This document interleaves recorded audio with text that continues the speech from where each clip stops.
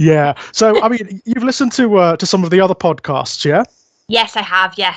Oh, brilliant. So, it's kind of informal. It's just a chat, really. Mhm. I've tried doing like, the more structured style of podcasts before. Mhm. Doesn't work for me. No, me neither. You end up off on a tangent, and then you're like, wait a minute. Yeah, yeah, and then you try to drag it back, right? And it just doesn't feel correct. I mean, my podcasts are all tangents, quite frankly. They're made of tangents. They're just big knots of tangents. I really enjoy them. That's good. I'm so happy that you agreed to have me on, because Oh, I listen a lot to your podcasts, and thank you. I like the conversational style. It's like being in a coffee shop with friends, Exactly that. listening to it. It's Yeah. exactly that. I mean, as I say, I've tried doing them before, where I've written them and structured them, and it's horrible. It does not, honestly. I think the only one I ever did where I actually like did a kind of script was when I did like a kind of review of Clive Barker's Undying. It's like an old video game that Clive Barker was involved with, and it's horrible. Oh no. It's horrible. I mean, it just does not work. I mean, love the game, love the subject matter, but my review is garbage. I did one structured one with Justin Park. Oh, yes. His sort of sinister horror series, and it was so that he could be interviewed about Punch. Uh-huh. And I wrote a load of questions and everything, but like you ask someone a question and then they start answering and then they go off on a tangent, so he'd be answering my next 3 questions Exactly. and then I'd be like, oh god. Yeah, then you start to panic, right? Yeah, I know exactly the feeling. Justin, he's great, isn't he? He's so much fun. Yeah, he's an all-around good egg, Justin. Yeah. Oh God, honestly, I met him at one of Lex Jones's Halloween parties. Yeah. Last year. Yeah, yeah. It was such an odd experience, to be honest. Like, you had Lex there, myself, loads of other people, and it was just. Oh, it was just so much fun meeting people like directly from the horror community, and just he's a diamond. He absolutely is. I remember we kind of found a corner for ourselves, and we were just chatting about nonsense, really.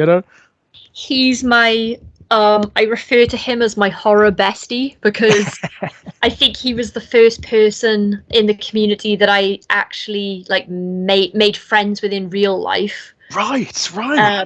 Because I was a fan of Sinister Horror Company. I started buying their books, and then I approached him and asked him if they had an open submission call coming up, because I didn't know how it worked, so I didn't wait for a call or anything, because I didn't even know about submission calls.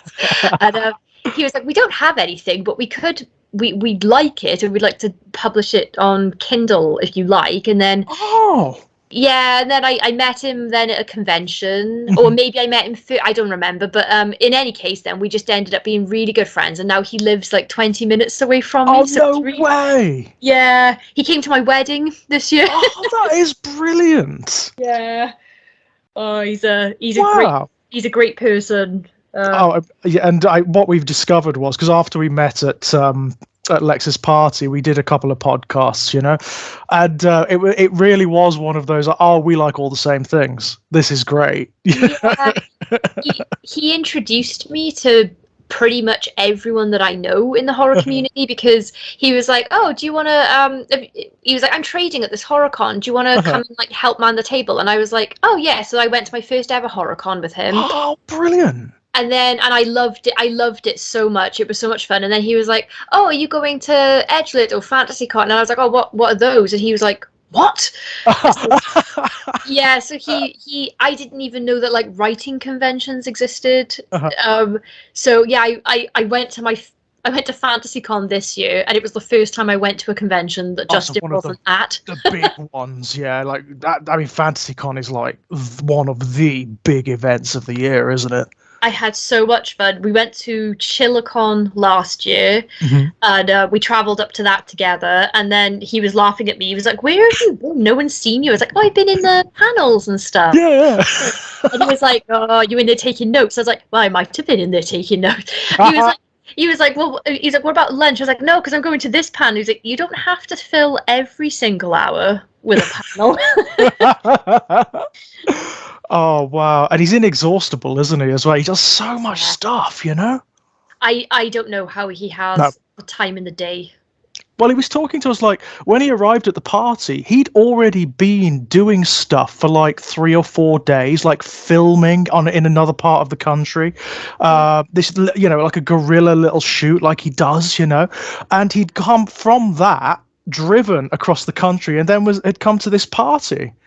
Yeah, It's awesome. I could. There's no way I could do that. Not a chance. No, I have hit the age where I can either do something in the day or I can do something in the night, but never both. not at the same time, no. never the two shall meet. Need a break in between, yeah, something in between. A nap, usually for me. And you know, he turns and he's got this amazing costume that he's designed as well. And it's like costumes are so good. I know, right? The guy is an absolute legend. He really is. And it was a pleasure meeting him, you know. Yeah, he's lovely and just so enthusiastic about horror. I wasn't surprised because I'm friends with him, and he didn't give me like early information or anything, but I could tell because he's been doing a lot of filming instead recently. But I had a feeling that Sinister Horror Company might have been going, and I was like, at FantasyCon, that was the topic. Everyone was like, hey, because I usually go to conventions with Justin, everyone was like, hey, where's Justin? I was like, I don't know. He just didn't come to this one. And they were like, he hasn't put anything out with Sinister for a while. Is he pulling back? And I was like, I really don't know. But then he made that announcement, and of course. I mean, massive deal, right, in the indie community, because Sinister's was one of the big ones. Yeah, and I don't think that he realizes the impact that Sinister has had on so many people and how many people love. Honestly, I mean, like I got messages from so many of my friends in the horror community when the announcement was out. Just so, you know, obviously understanding because you've got to do what you've got to do, right? But so sad that it was gone. Yeah, it's the end of an era, but I'm looking forward to seeing what he does next. Absolutely. I think he could well be a very talented filmmaker, so I'm really excited to see what he'll do because I watched his trailers. They were so good. Well, we actually got like a sneak peek of one of the films he'd been working on at Lex's party. He actually bought like his laptop with all his stuff on it, hooked it up to the television, and gave us a little sneak peek at one of the films that he'd been making, like shooting literally the day before. And that was great. Oh my God. You know, being at a Halloween party, everyone's dressed up in their costumes, and you know, you've got lots of horror community people there. So everyone's game. Everyone's up for it. It was a blast. Yeah, so Lex invited me to once or twice, but he lives so far away from me.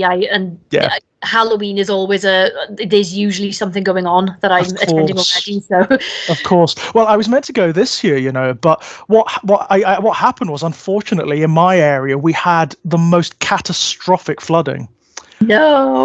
Yeah, so like, I mean, the thing is, because I know Lex reasonably well, we've confabulated on a lot of stuff, and we get on really well. So what we were going to do, we were going to meet up. I was going to go really early, get on the train, go dead early. We were going to meet up, have the day of it, then have the Halloween party of the night. I got to the train station and they were just saying, don't travel today. Oh no. Yeah, do not. The young guy, but I mean, I was trying like every workaround, you know, sort of like, so could I go to this station to get to Sheffield? And he was like, I wouldn't. It was like, you will get stuck. Oh, that's unfortunate. It was a bit of a blow, to be honest, but c'est la vie, right? I mean, it's act of God. You can't really do anything about it. And the poor guy, he was going to be dealing with some terrible stuff throughout that day. His job was going to be awful that day. He was very apologetic, and I was like, you know what, man? C'est la vie. You can't help it. It's what it is, right? He actually I remember because he showed me his monitor, and he was showing me as the trains were being cancelled. You could see it happening as the rows were going down. Cancelled. Oh, no. I'm not getting anywhere today. Oh, I do not miss. I usually drive if I can, because I hate public transport so much because of things like that. but and I think one of the last times I was on a train, I fell asleep. Oh, I woke up because I was at the station I was supposed to be at, luckily, uh-huh. but I only woke up because someone was knocking on the window that I was flat out asleep against from the other side. Just like my face pressed against it, Oh, no. mouth hanging open, and I did not know where I was for a minute. I was like, So oh. could have quite easily lived a little minor horror story by waking up somewhere you didn't know where you were. Yeah, I thought, well, Right. this is lucky that this was the last stop. Yeah, goodness me. That someone was gracious enough to wake me up because the train was packed, so that meant that like 1,000 people walked past me. I just left me there. Oh, brilliant! But I mean, obviously, I mean, this year we're going to be doing the horror community Christmas calendar as well, which is Yeah. honestly, that's going to be so much fun. Last year was a blast; it really was. But this year is huge. Hmm. There's so many people involved. It's great. Is this the Christmas ghost story? Yeah. This Yeah. is the one. This is the one. It was great. As I say, last year was a lot of fun. But I think like there are at least as many people again. There's like at least and the same amount again. There's double the number of people. It's brilliant. Yeah, I was surprised when I was added into the group. I was like, wow, there are loads of us. Yeah. A lot of work for me to put up on the channel. Yeah, I bet. I was wondering how many people were sat there secretly hoping that the person reading their story is John McNee. Yeah, because he goes the extra mile. And he has such a good voice for Yeah. like audiobook, I think. Oh, he's utterly brilliant. Whenever I get his videos through, I know I don't need to do anything to them. Mm-hmm. They are perfect, and he's done everything. He's got a set, and he's like dressed up, and he's put effects in it and everything. I love how he dresses. I've met him, and I got to talk to him quite a bit at a couple of conventions, and he's the loveliest guy. And his sense of humor, I can't really describe it, but his sense of humor really gets me, cracks me up. And he's so well spoken, and he always looks so fabulous as well. Yeah, he looks great, doesn't he? I mean, when you ever see the pictures of him or the videos or whatnot, he always looks really well turned out. He always has such a great jacket. Very talented guy as well, from what I understand. He does a lot of stuff, doesn't he? Like he can play piano and stuff like that. I've seen him singing and stuff like that. It's like, okay. I didn't know he sings. It's like, for God's sake, so much goodness in one package. That's brilliant. Yeah, I read his short story collection, Doom Cabaret, and it was so good because he captured a feel that I very rarely get to see in, especially books that come out now, where I just it has this sort of like vaudevillian air to it. I couldn't describe why because all the stories are quite different, but it's just it's got like that old school hidden theatre, like speakeasy kind of feel. Yeah, sort of like a heightened almost theatricality about it. Yeah, I kind of love that. Yeah, and I have a theatre background. I say a theatre background as if I've done much. I was a theatre student, but very into theatre. So yeah, really, that was my cup of tea. That book, I mean, honestly, I think at the moment it's an embarrassment of riches, isn't it? I find it difficult getting through all the stuff that's out there because there are so many great voices. Oh God, my personal TBR.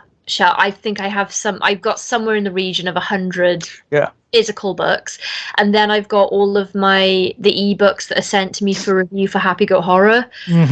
And I had to close review requests, which I initially was like, I will never close my review requests because I read fast, and I honestly didn't think I was going to get as many in on a weekly basis as I do. And then once I added them all up. I was like, I have 50 novels. It's like a year's worth of reading.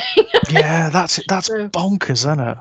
Yeah, and I so far I haven't not reviewed I haven't turned anyone down because I want to try to promote as much as I can for any indie writers. So yeah, it's a lot.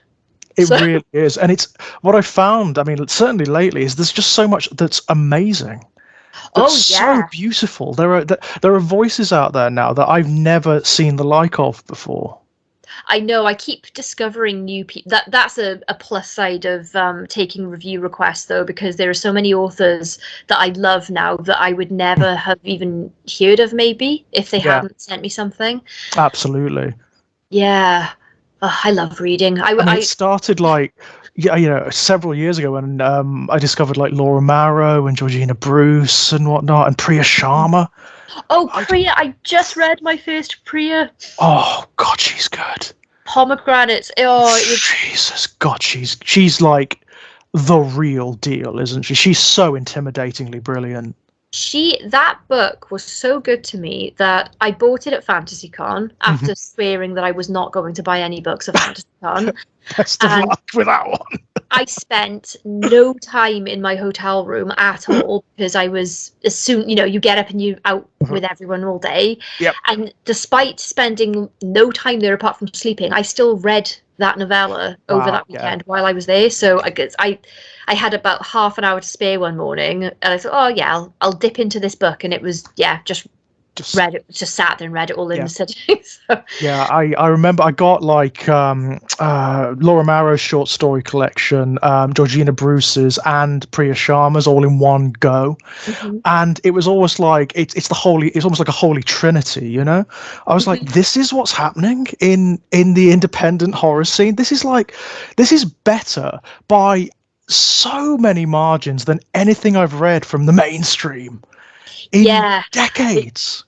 I alternate. I tend to, when I discover a new book that I absolutely love by an author I don't know, I tend to go down the author rabbit hole and start Yeah. ordering all this stuff. And Yeah. I go through these obsessive phases. So I will never not be in an Adam Neville phase. Uh-huh. I know he Yeah. came from mainstream publishing and now he's indie, so it's Uh-huh. slightly different way round for him. Uh-huh.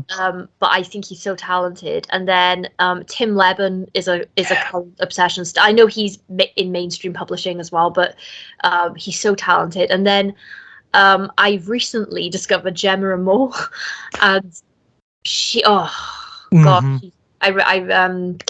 I've just read Full Immersion and it blew Uh-huh. my mind. And recently Tracy Fahy. Tracy. Oh, again, fantastic. I mean, She's wonderful. Yeah. it's so wonderful, like seeing, from a queer perspective, a gay guy here, seeing these voices out there now, because we tended to be a bit niche at one point. Mm-hmm. Yeah, I'm bisexual, and Right. no one ever seems to know because I'm married to a man, so it Right. has made any like noticeable difference to anyone else around Uh-huh. me. But I find you try finding bisexual characters in anything. Right. It's true. It's absolutely true. Yeah. It's rare, isn't it? Yeah, it's Outside of the likes of Clive Barker, there's a fair few bisexual characters in Barker's stories, but beyond that. Yeah, he's another one. I've only recently started reading Clive Barker. Oh, really? Oh my God. I know. I'm a little bit evangelical about Barker because he's the reason I write, Oh, really? I never Yeah. noticed that you love Clive Barker. Yeah, did you not? Did you not? Did you have no idea? My friend Jimmy was like, "What do you mean you haven't read Books of Blood? I insist you read it immediately." So I had volumes 1 to 3 because Yeah.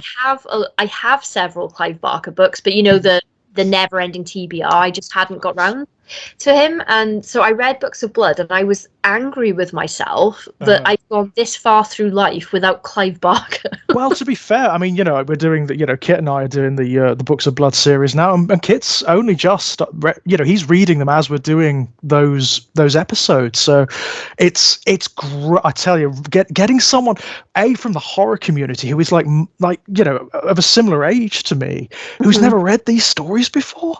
It's great. It's great.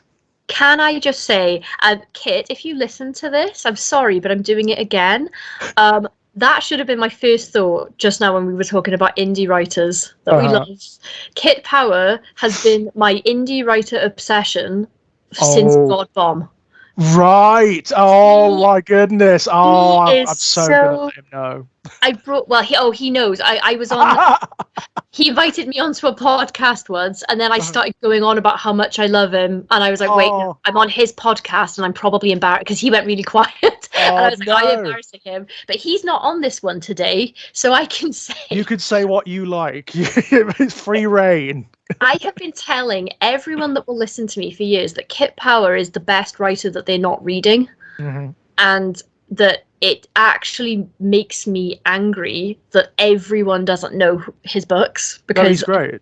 I think He is just something else, is Kit. I honestly put him in the same like author tier as Stephen King for Uh-huh. his writing skill and style and Kit, everything. are you listening? I have everything he's ever released, and I've only got one book left, and it's Tommy. It's his non-fiction, and he Yeah, told me to which watch the is film first. yeah. Uh, Yes, watch the film first, but the book is fabulous. I can't. I've read everything. I don't remember. I think that I made friends with him online because we both used to write for Ginger Nuts of Horror. I think that that's Right. how we came across each other.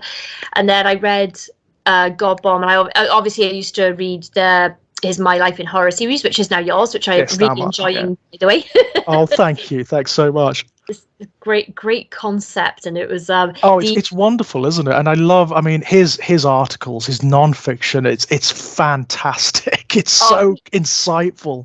his non-fiction might even be better than his fiction, and the bar for his fiction is really It's high. So pretty damn high. Yeah, um, yeah. That's the intimidating thing of having the My Life in Horror project. Now, I want to do it justice, because he did such an amazing job with it. oh, you are. It's so good. I've been really enjoying it so far. Oh, thank you. It's wonderful. You're you're handing over the reins video that you did. That was so much fun. I mean, we didn't know if we were going to be able to do it. Because Kit came up with the idea, the sort of regeneration thing, and I was like, "Can we? Can we do that? Is that like? Is that within our skill set? Is that possible?" It took me a while to figure it out, but we got there. George, I was watching that when it went out on YouTube, and I was losing my shit. I was so excited because like I honestly was buying that Kit wasn't feeling very well, and I Uh-huh. was there in the comments like, "Oh, Kit, if you need to go, we'll understand. You know, you look after yourself first." And then like when you did that crossover thing, I was like, "Oh my god!" Oh, brilliant! Oh, I'm so glad it worked. I'm so glad. It was so great, and Because it we was were like, up until the last second, we didn't know if we were going to be able to do it like that.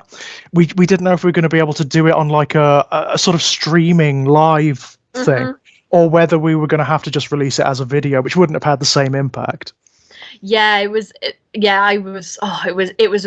What a fun way to introduce like a change with something familiar and everything. It was. Yeah, it was good fun. It was good fun. Took a lot of work to put it together, to get sort of like the regeneration effect thing. Took a while, but yeah, and it was such a fun thing to do.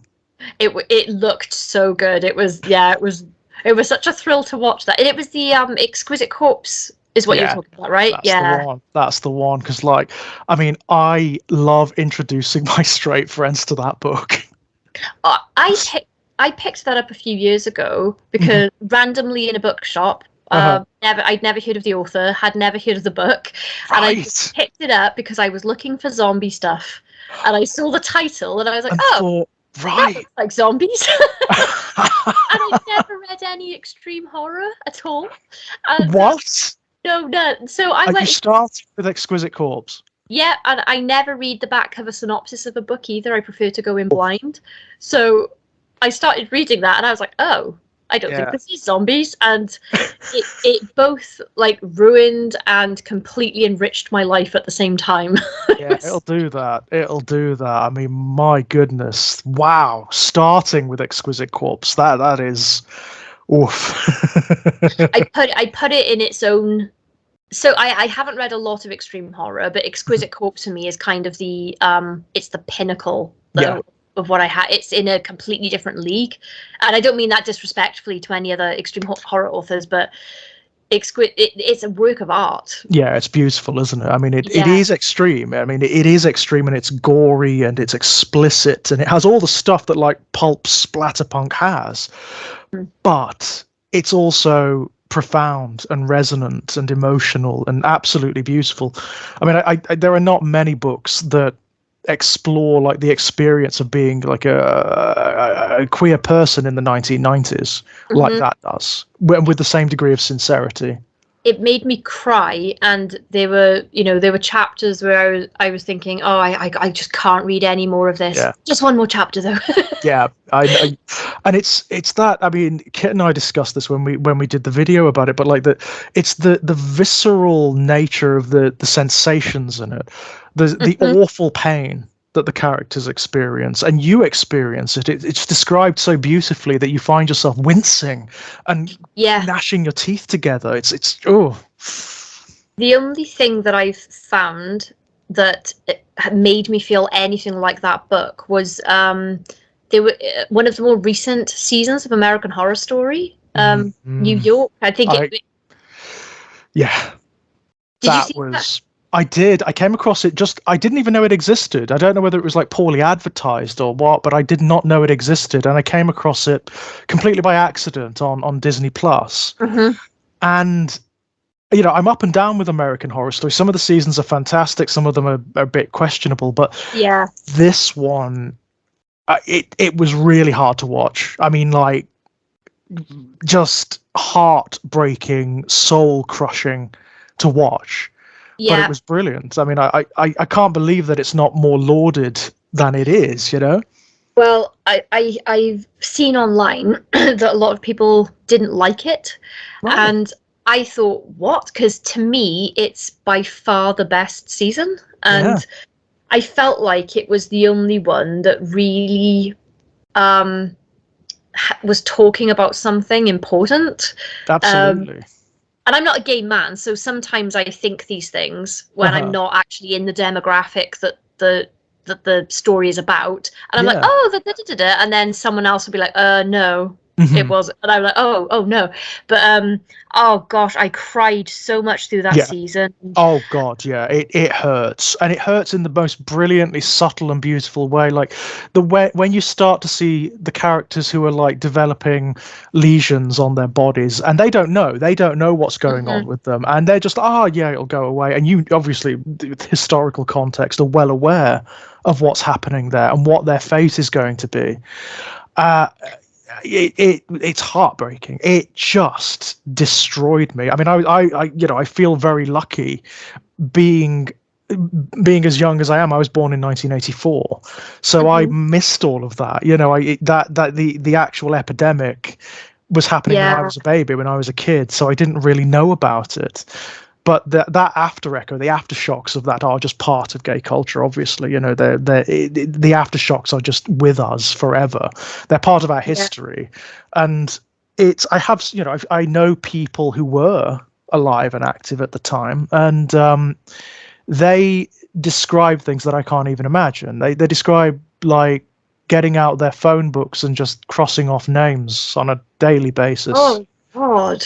Yeah, just the most awful stuff. And they describe this like almost like emotional deadness that you have to cultivate, because you would wake up and you would just be getting notifications that people had died.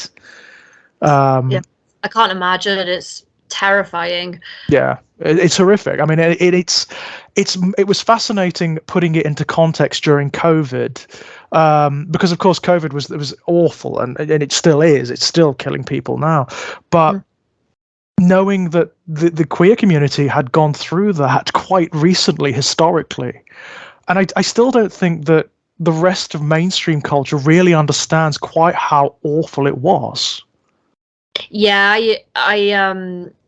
I feel like I would like to think that I'm a sympathetic person and I care about these issues, but there was something about seeing it depicted like that. And I actually didn't know quite what was happening, even though it's obvious. But it was because it was American Horror Story. They tend to veer off midway through into something nuts. So I initially I was like, oh, I see the metaphor, but I didn't think that that's what they were actually doing. Yeah. I thought, oh, let's just wait for them to ruin the season by throwing Hmm. in some ridiculous elements. Yeah, by making it silly, right? By making it comic or too extreme or overt. Or just throwing in a new plot. Yes, which they all want to do. And then that last episode, I was, oh my gosh, my heart. I was watching it in the middle of the night. I'm quite the insomniac, so I was binging that show in the middle of the night while my husband was asleep, and I was in the living room in the dark, crying my eyes out. Yeah. That was pretty much my experience too, to be perfectly honest. It absolutely slayed me that season. It is the best thing American Horror Story has ever done. Yeah, it just felt so full of substance, and all the performances were everyone was so good as well. Yeah. And I felt it was very respectful as well. Oddly, for a show that tends towards the garish with this stuff, that tends to be much more sort of EC horror comic about what it does. This was really well played, and that very strange conceit of personifying AIDS as a character. Yeah, I see. That's where I was waiting for them to, do something silly. Yeah. I thought, oh, let's just wait, and I was like, oh wow, okay, no, he's just a visual representation. But yeah, no, that season is special for all of American Horror Story. It's yeah, I don't know. It is the one, isn't it? It is the one that really, I think it's what you said earlier. It is the one that's talking about something very profound, very important, and quite obviously historically quite recent as well. Something that still resonates, certainly within queer culture. Yeah, I enjoyed it. I don't know if enjoy is the right word, but I did enjoy it. But I think I'd hesitate to go back to it. Yeah, I rewatch American Horror Story in the background, when you're cleaning and things a lot. But I don't know if I could. I'd have to mentally prepare myself for that one again. Definitely. The other seasons I can take on a sort, on a like yourself, on a sort of popcorn level. They're fun in that way, and they're very good to have on in the background. But that one, no, because there's so much visual storytelling in that one too. There's so many little asides and little things that they are designed to make you, as someone who is aware of the historical context, go, oh no. Yeah. I was so afraid because I got very attached to almost all the characters. Yeah. And then even the ones that you don't like initially because they're approached from such a humanistic angle. Yeah, Zachary Quinto's character, right? Yeah, I hated him, and then I was like, oh. But when he has his ending, it's so respectful. It's so beautifully handled. It was incredible. It was incredible. I mean, and Zachary Quinto, he does tend to play those kind of characters. I think it's just I don't know whether it's just his demeanor when he's on camera. He does tend to play creepy, unpleasant guys. This is the one that seemed to have the most pathos. Yeah, I agree. I was excited when I saw him, because you never know who's going to be in the cast, because they have their this was the other thing, they didn't use their usual roster. Oh. No, their ensemble. No, they didn't. They were very good about actually getting queer actors in, which was really interesting. Yeah, I looked that up because I was wondering, because imagine the irony if they were making a season where the point of it is to be respectful to a community, and I was like, oh, imagine if everyone they've cast is straight. Yeah, that probably wouldn't have worked, Oh gosh, I can't remember the names of any of the characters now, because I watched it as it aired, but the reporter guy was my favorite. I loved him. I thought he was so beautifully played, and also like an older gay guy. You don't get that. You just often don't get that in this kind of fiction. Certainly not in genre fiction. It's actually incredibly rare still. And someone who is not like classically gay, he's not like amazingly turned out or kempt. In fact, when he's on screen, a lot of the time he's a bit shabby.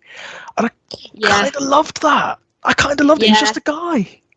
Yeah, I really enjoyed the like the dynamic and the story with him and his partner as well, because obviously his partner was struggling Yeah. about being out with his job and Well, I everything, mean, and that's an amazing subject to tackle. Being a cop at that time in New York and being yeah, gay.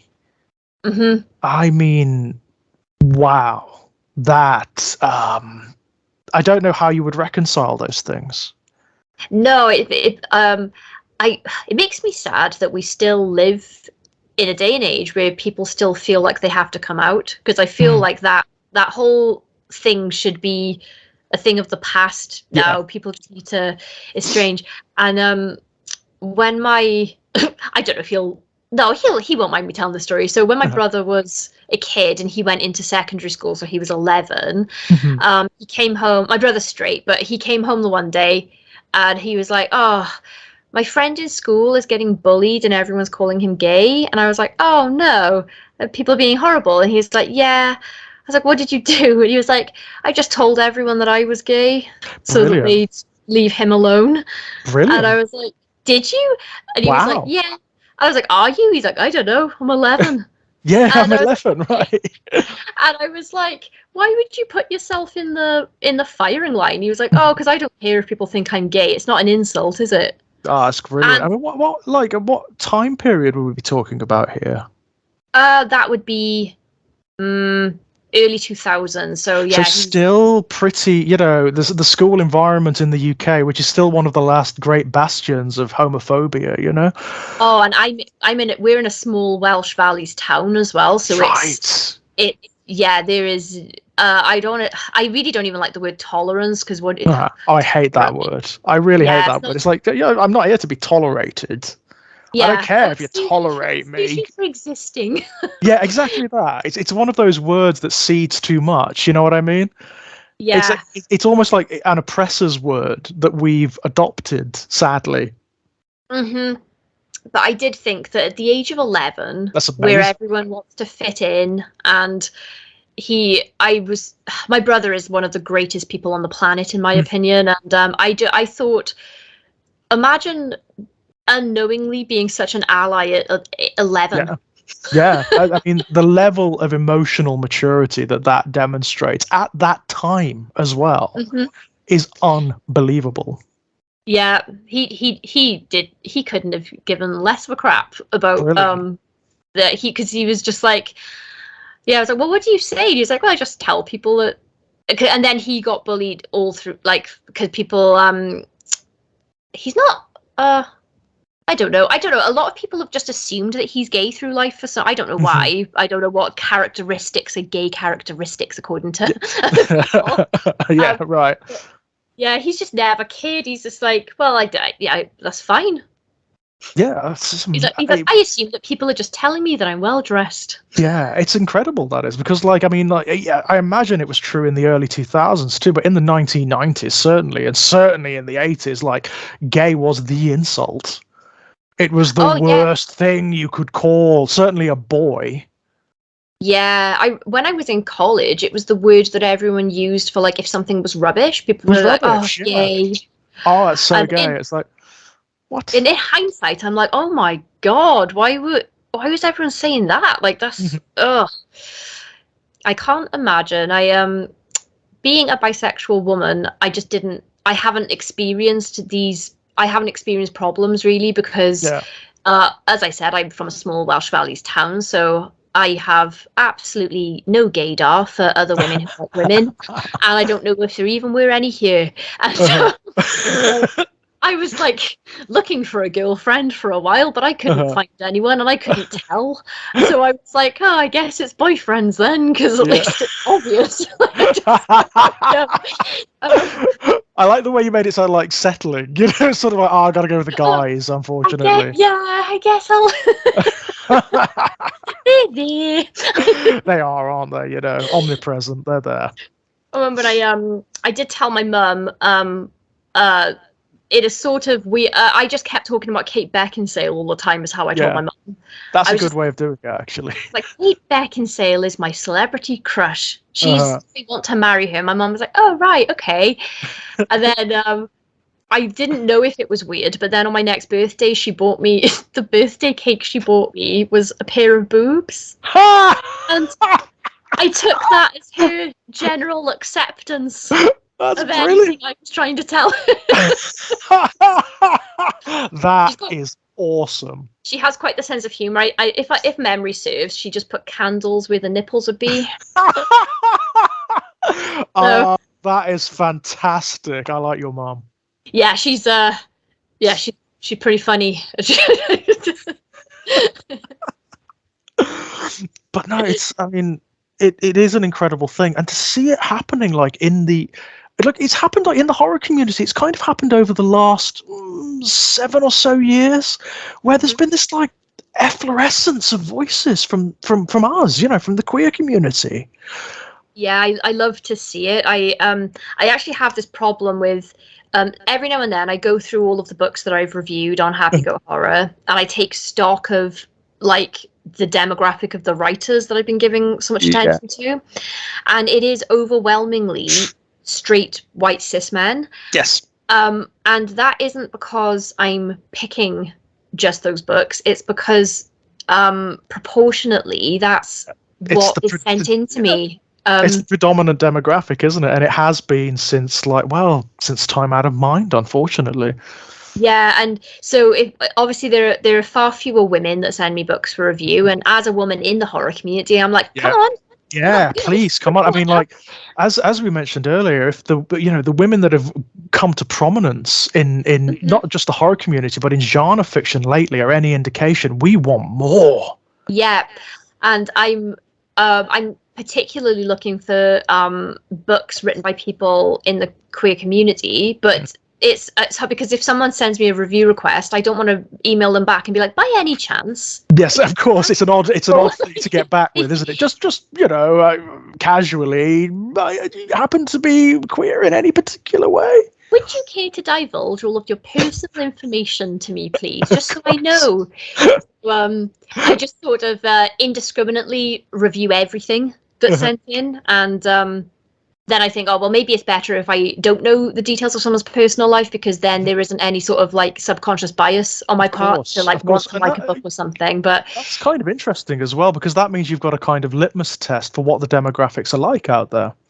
Yeah, I have no idea. I just review everything as it comes in, and try and be fair about everything, I think, and then I look people up later on. Yeah, that's probably the best way to do it, to be honest. Yeah, but yeah, I would love if there are any writers listening to this that have been shy about pitching their books, please send them to me. I'm sure there must be some out there, guys. I know there's a couple of you out there, so links below, as per usual. But no, I mean, it's as someone who is sort of operating in that demographic, it's been inspiring and intimidating to see the level of quality that's coming out there. And I'm reading stories now that I've never read before, the like of which I've never come across in this genre or any other, and that is very exciting. Yeah, there are just a lot of different perspectives that you don't get to read. But more recently, I'm seeing more and more now, and it just makes for a much more enriching and interesting reading experience when you get to read books by people that are from different walks of life with different experiences. And I know that just by being an author, people are, you put yourself in other people's shoes when you're writing characters, but it's not the same as having lived experience. No, definitely not. I mean, it's so interesting when you have that freight of experience and the perspectives that come with it. You feel more about the circumstance and the situation than someone who's just sort of imagining it.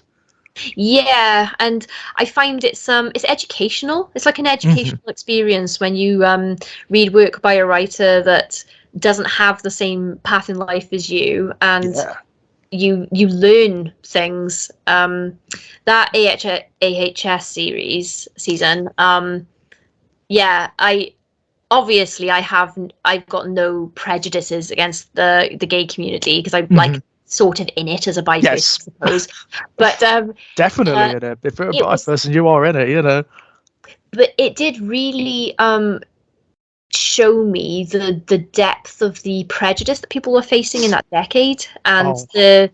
the mistreatment of the gay community with what they were dealing with that epidemic and everything. And Oh yeah, it was. It's almost like it's become a pet subject of mine. You know, I do read about it a lot. It's not enjoyable, but it is something that I read about a lot. In fact, I have a friend, and she's an older lady, Janice. She owned a quite prominent gay nightclub in London during the 1980s, and the gay community knew her as Mother. That was her because she used to sort of like take them under her wing and whatnot. And the story she tells about the runaways, the people who had been kicked out of their homes, you know, who sort of gathered in London because that's where the community was, and also the police raids that they would get for no reason. The police would just turn up and trash the place for no reason. Oh, well, there was a reason, clearly. Yeah. Not a good one, but No.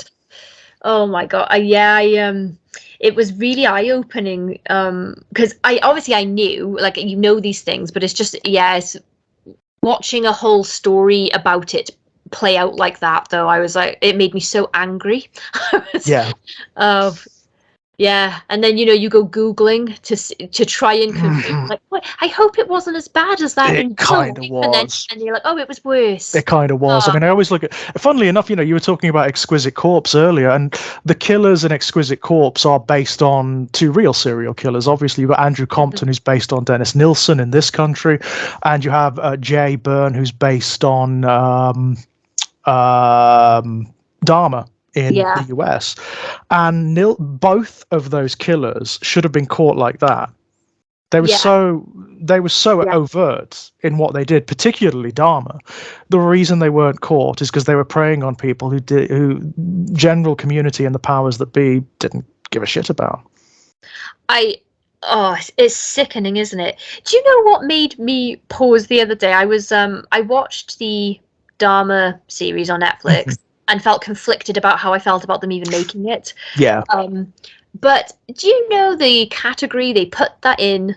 LGBT plus stories. Yeah. Oh, that's like, guys. Yeah, come on. Bad. Like, yeah. This is not a queer story. This is a serial killer story. Jesus Christ! Like, the only way you could sort of twist that to be an LGBTQ story is as a sort of like parable about what the systems and the powers that be treat us like when there is something like a serial killer going around in our midst, which is with complete contempt. It's complete contempt. I mean, Nilsen should have been got multiple times. People who escaped Nilsen went to the police. They went to the police, and the police just ignored them because they were gay. It's unbelievable, honestly. There's that awful moment, the worst moment in Exquisite Corpse when Tran gets away. Oh. And the police give him back to Jay. That's the Adama thing, isn't it? It happened, yeah. That actually happened. And the officers responsible were protected, and not only protected, you find out later that they were promoted to positions of rank. Unbelievable. Oh my God. Yeah. For me, that's the worst moment in that book. That's the most abject, desolate moment in that book. Yeah, it's awful. I already have kind of a distrust of the police, to be honest. I don't know if that's okay to say on the internet. No, absolutely. If you want to say it on this podcast, you can say it all you like. It's again coming from a Valleys town, and not just stuff here, but I have had encounters with the police through my life, and I've always been the victim of a crime when it's happened. Not anything horribly serious or anything, but I had my purse stolen once, and there was footage, there were cameras where it happened, and I knew everyone in this venue, so when I went to the police, I was like, there was a camera outside, and I was like, can I if you can show me the footage, I can tell you who it was. I can identify the person. And I can actually do something about a thief, because how rare is that people could actually that I bet that hardly ever happens where you can catch someone that stole a handbag. And they were like, oh no, we only use that for serious crime. Mm-hmm. And I was like, oh, okay, so I'll just go fuck myself then, shall I? Pretty much. Yeah, pretty much. Yeah, I've been let down by the police every time I've had to call them, and Likewise. yeah, they it's amazing how much stuff they do not care about. Yeah. Unless it's they want a speeding fine. Absolutely, yeah. Something that gets a little bit of cash, yeah. Exactly. Yeah. But yeah, I mean, one of the big things in like our demographic is if you are like a gay guy and you're in a relationship and it's abusive or there is an issue of domestic violence, well, you don't go to the police. Oh, do you know? Just I don't. kind of relate because as a woman, I wouldn't either. Yeah. I'm not saying that that's the right decision if No, in that situation, but yeah, I just feel like what's the point, because you're just going to get dragged through the mud. Exactly that. Okay. So yeah. Oh, this is why I live in fiction. Absolutely, absolutely. As awful as it can get, the irony of the stuff we love, of course, is that these are imagined horrors. They're imagined horrors, and therefore they operate within rules and they are contained. Whereas real life horror, not so much. And even if the fiction that you're consuming is embedded in reality and discusses real world issues, there's like a sense of kinship when you read or watch it because it's made by people who feel the same way you do. Absolutely. So it's relatable. In general, I do try to stay on the zombies and vampires and stuff because that's real.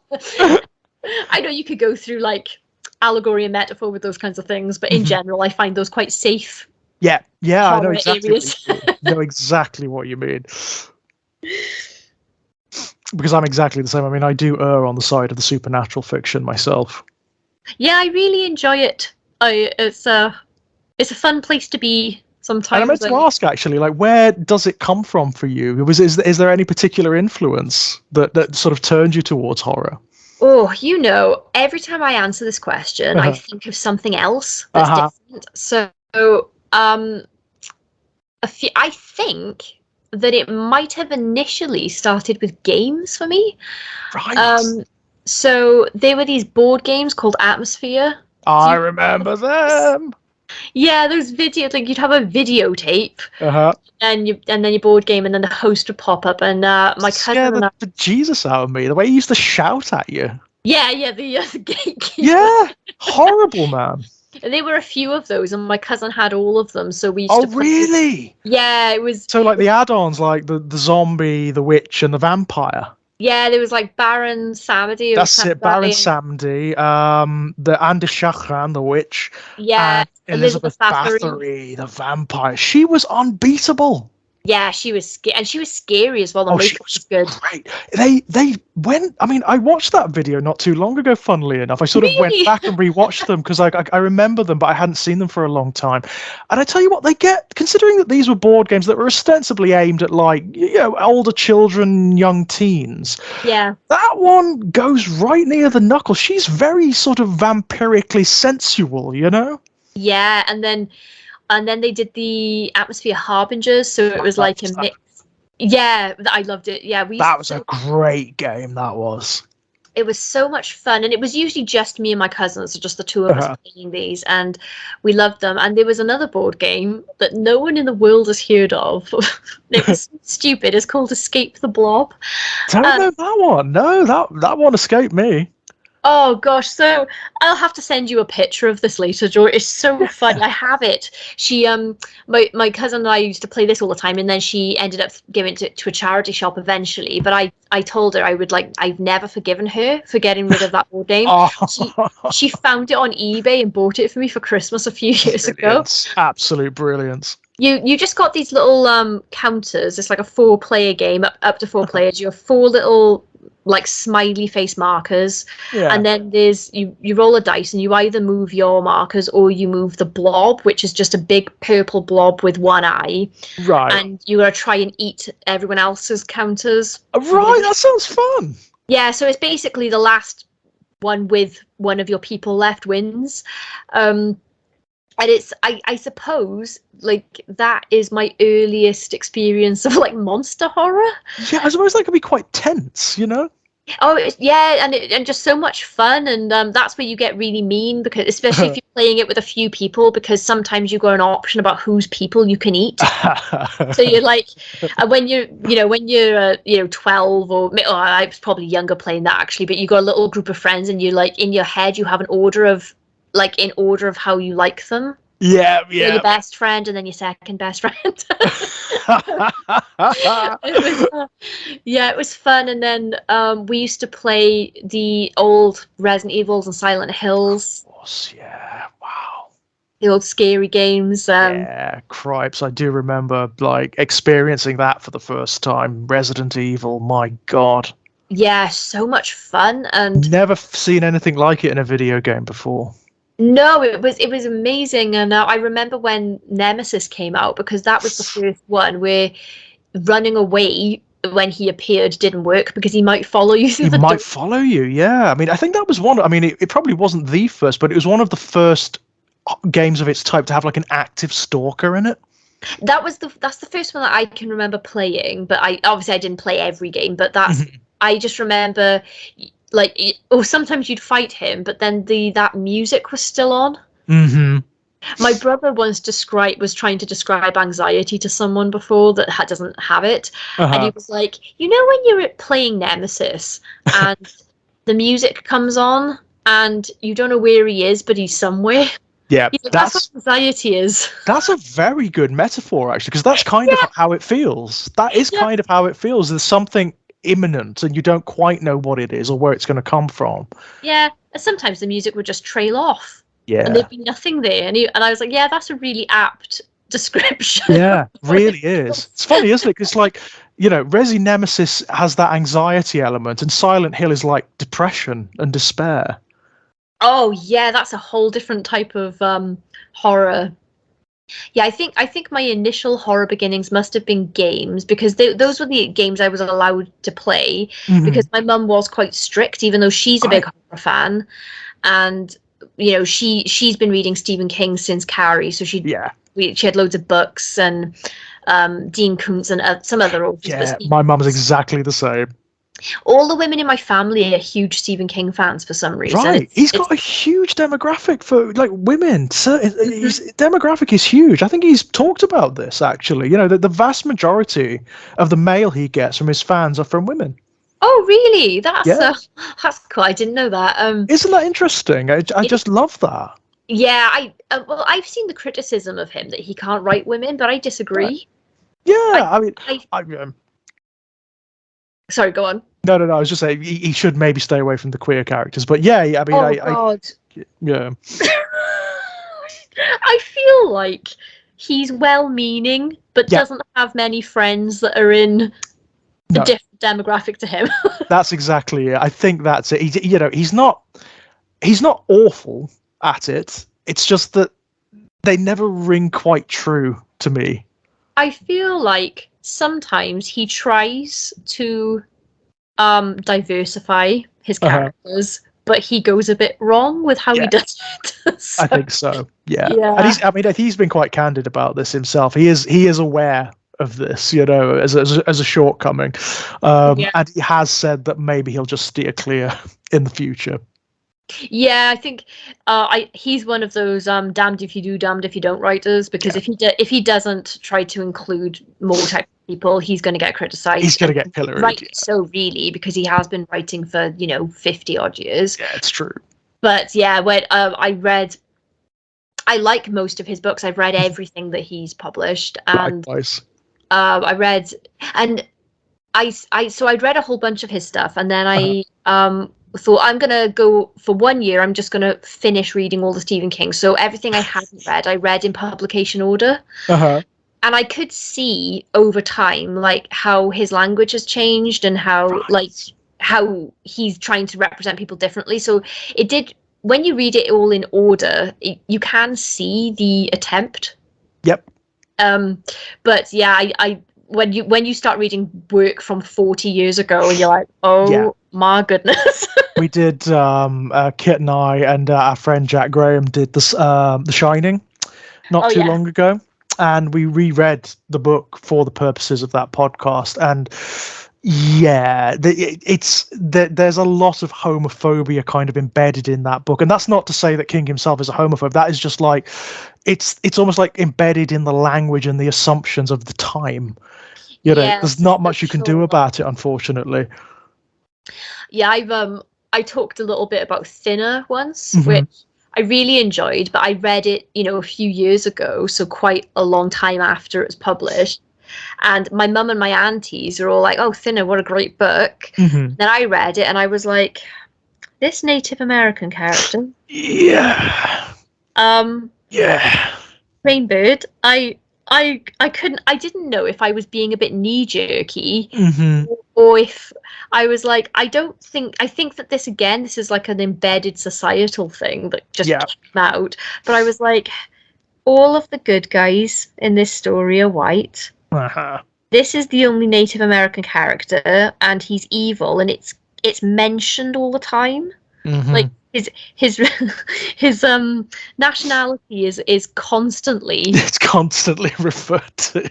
yeah, in tandem with him being evil. And Yeah. I thought, oh no, this is really uncomfortable. Yeah.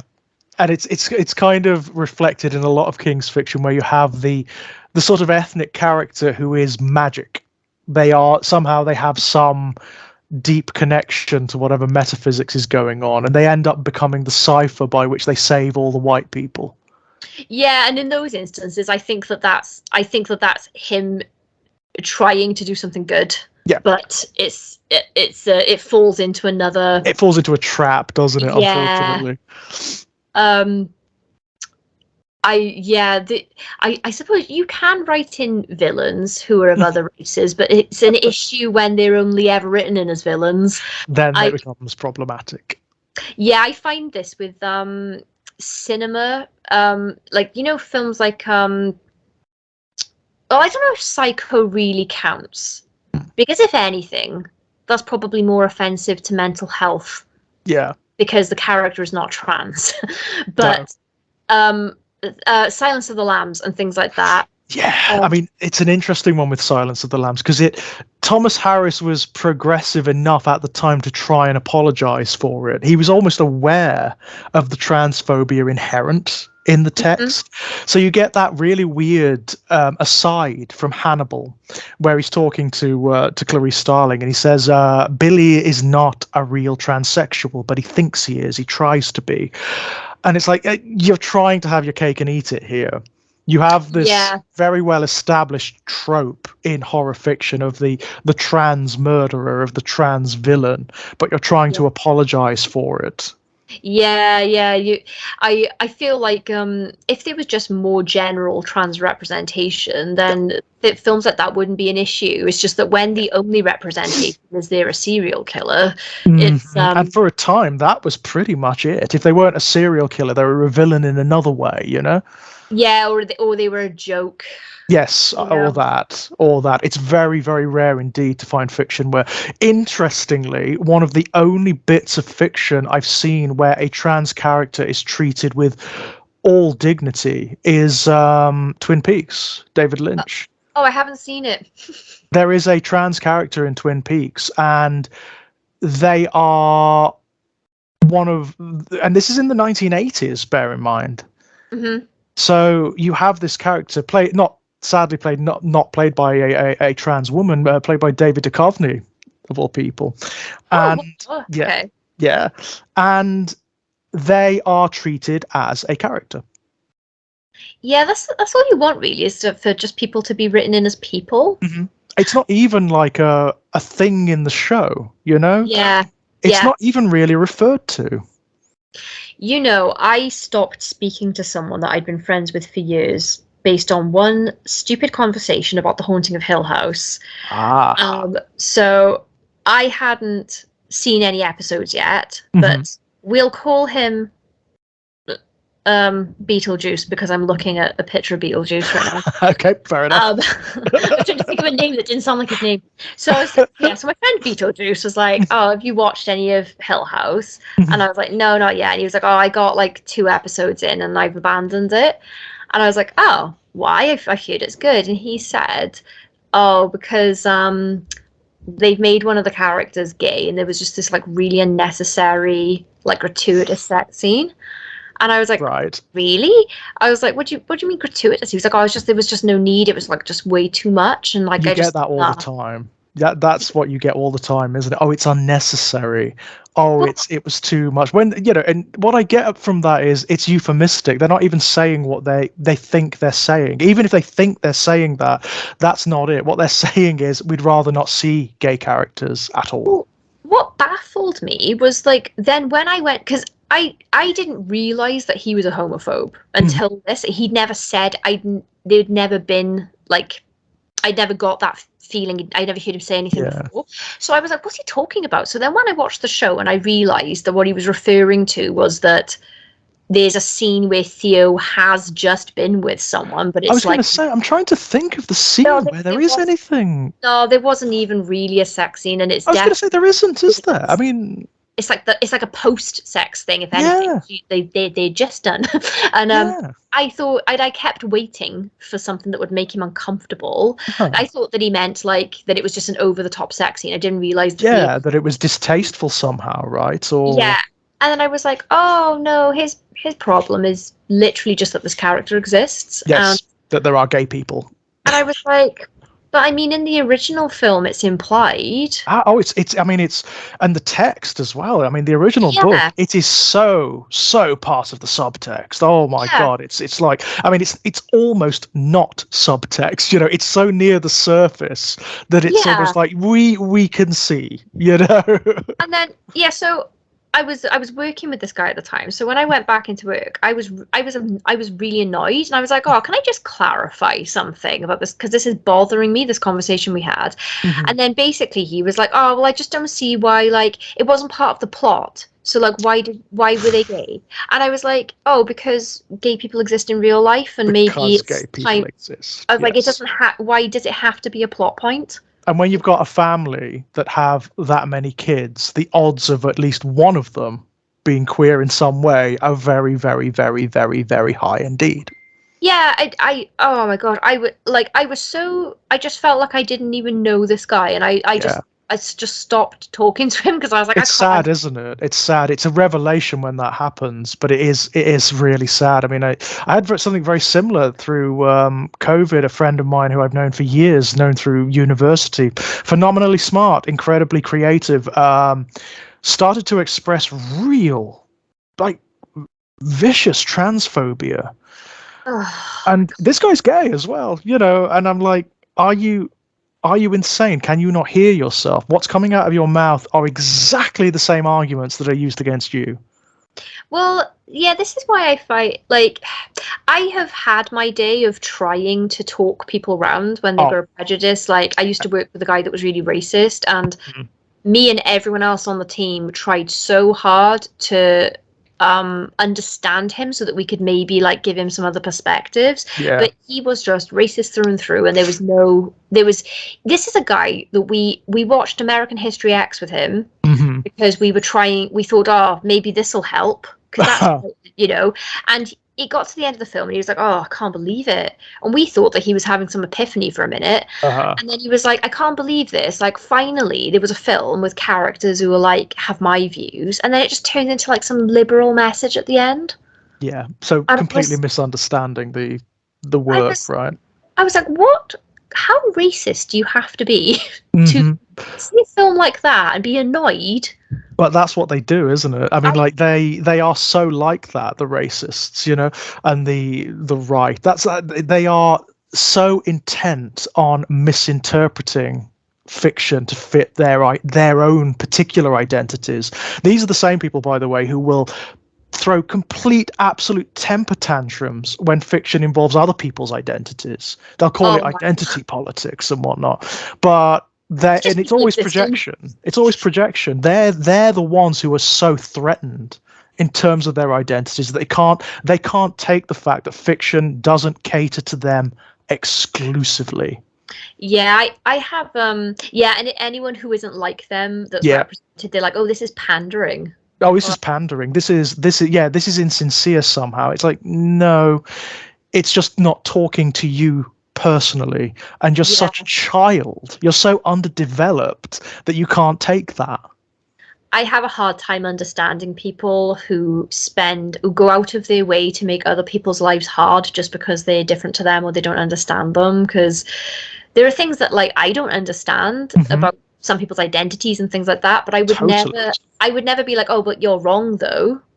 Like, you know, that's just not my experience, but that doesn't mean it's not like it's absolutely a valid thing that exists. And people who spend their time trying to close doors for people, or I don't get it. I was actually talking to Kit at FCon about this thing that, like, the older I get, the more of the art that I enjoy, it's turning out the people who created it are horrible. So I was a massive Harry Potter fan. And then I still have a hard time with, like, sort of reconciling my love for the Harry Potter books and being completely disgusted by J.K. Rowling's views. And I feel guilty that I like Harry Potter. But what are you going to do, right? I mean, like, it's at least you're getting something good out of, you know, if she's bad, if she's a bad person, fine, you know, you can't control that, but you are getting something good out of that situation, and that's a good thing. Well, what I've said is that when I read the books, this was like before all of this stuff came out, so like I didn't know anything about her. She wasn't, you know, on a weird transphobic tear at the time. So I really, really enjoyed the books, but now that I know her views, I don't want to reread them because I've got a nice memory of enjoying them, and I feel like I'm going to read her views baked in to text somewhere, because I think you might, you know, there are things in those books that when you know about her politics and you go back and reread them, you're sort of like, I started to reconsider what are they, the goblins. The goblins. Oh my god. Yeah, my brother's girlfriend pointed that. She's like, "Did you notice?" And I was like, "Oh, I do now." I mean, in all fairness to her, in all fairness to J.K. Rowling, what I don't think is that she is actively anti-Semitic with that portrayal. I think what you've got there is goblins have been in mythology generally for the longest time manifestations of anti-Semitism, and I think what you've got there is her taking anti-Semitic tropes that are baked into our culture and our systems and our traditions, but it's still, I mean, that doesn't make it any better. No, and you can I feel like you can forgive people for like ingrained prejudices that are like not intentional. Definitely. But then when you throw on top, oh, I'm just gonna tweet about how trans women are women, you're like, oh, I feel like you might be a trash person. My favorite band for like a decade was Pantera, and then I found out about the white power rants. I was like, I thought I'm gonna right, and then after that I was like, okay, I'm just gonna go ahead and get rid of my Pantera t-shirts because I'm never gonna wear them out the house again because I do not want people to like associate me with, you know, Nazis. And then I found that I was still listening to their music, but then I found that it all sounded different. It's amazing, isn't it? Once you know that they're white supremacists, and I know people say it's just the singer, but personally, if I was in a band and the singer was saying stuff like that at my gigs, I wouldn't stay in a band with someone if those weren't my views. So he is the spokesperson for the band, you know. So I was like, I just don't think I'm going to listen to this band anymore because now all of a sudden this all sounds like a whole bunch of white power shit. It's really difficult, isn't it? It is difficult to reconcile. I mean, it comes up in the horror community quite a lot, of course, because sadly, a lot of the people who have been really historically influential have been really terrible people. I mean, Lovecraft is the high god of it all, isn't he, really? In many respects. And Lovecraft was a trash person on almost every level. Yeah, I think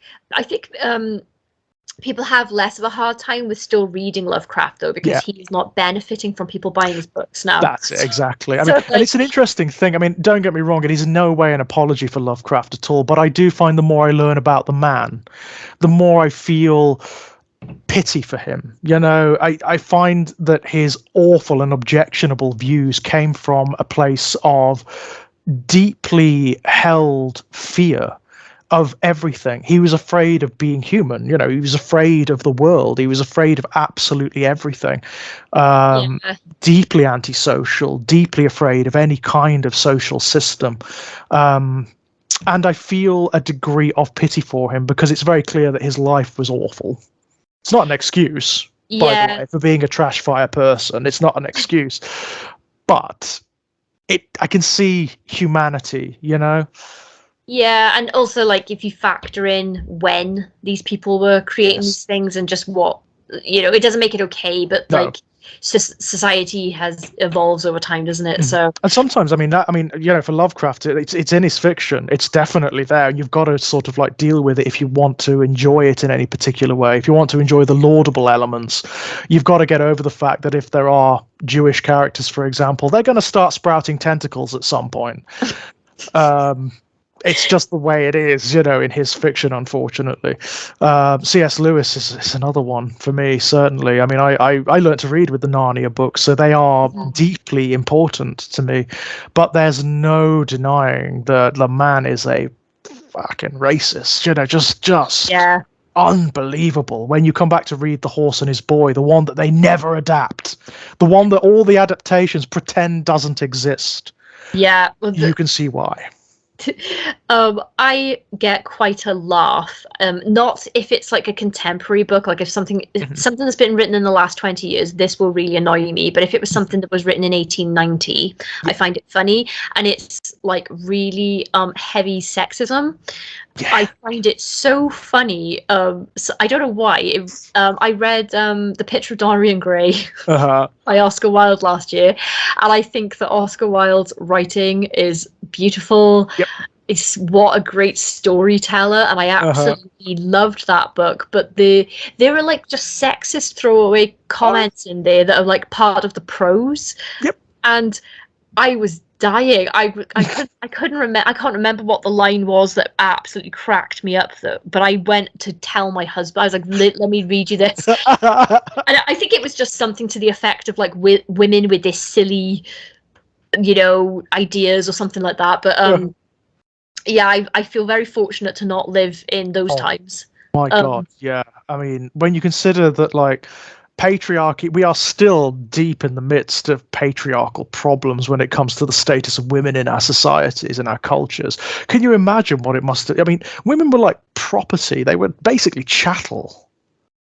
Yeah, it's very strange. This is another reason why I have a problem understanding how people can be so prejudiced against like minorities and stuff, because I'm a woman and we're like 50% of the population, and I have been subjected to quite a fair amount of discrimination just for being female. And I've had arguments. So like, I know a guy that he's always like, men have rights, and I'm like, yeah, everyone knows that men have. What are you talking about? That's right. We all know that men have rights because they're embedded in everything.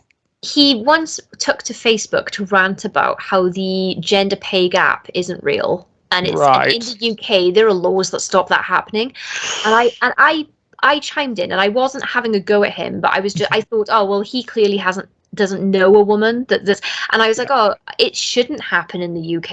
It is a law. There are laws, but I have twice been in jobs and found out that a guy with exactly the same job is getting paid considerably more than me. Yep. And you know, once it was a guy that was on $7,000 more than me, and I was the more experienced one, the higher educated one in the position. And I'd worked for the company for longer. So I was like, this is literally sexism. There's no other way of looking at it. That is like patriarchy in action, isn't it? That is it. That's it's like it's set in stone, you know? I told him that. I was like, so it shouldn't happen. There are laws, but this is why women are still kicking off, because people are finding loophole. Like, this is how ingrained the sexism is, that people are finding legal loopholes to do it. Yeah. And he was like, no. And he wouldn't believe me. He said that I must have misunderstood something. Right. Like, So it's your lived experience, and it's like, no, but almost mansplaining to you about your own experience, right? I was like, oh yeah, because my silly little woman brain can't understand. Of course, you must have got it wrong. You know, pat on head.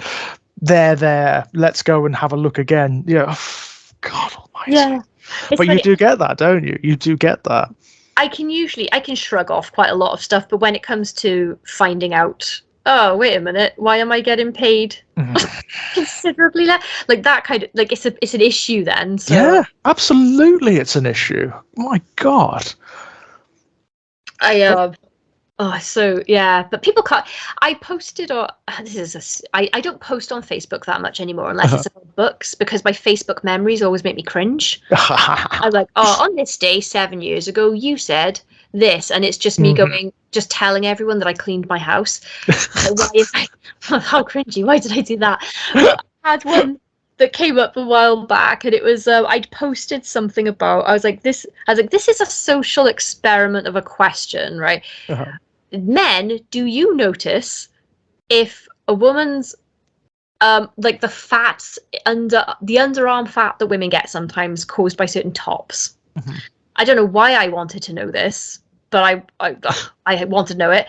And a bunch of guys turned up going, oh, well, that's because of an ill-fitting bra. And I was like, no. I was like, not that. I'm talking about, like, there's like a little pocket of fat that women tend to get, and it's not necessarily caused by a bra or anything. And he's like, no, if you go and get measured.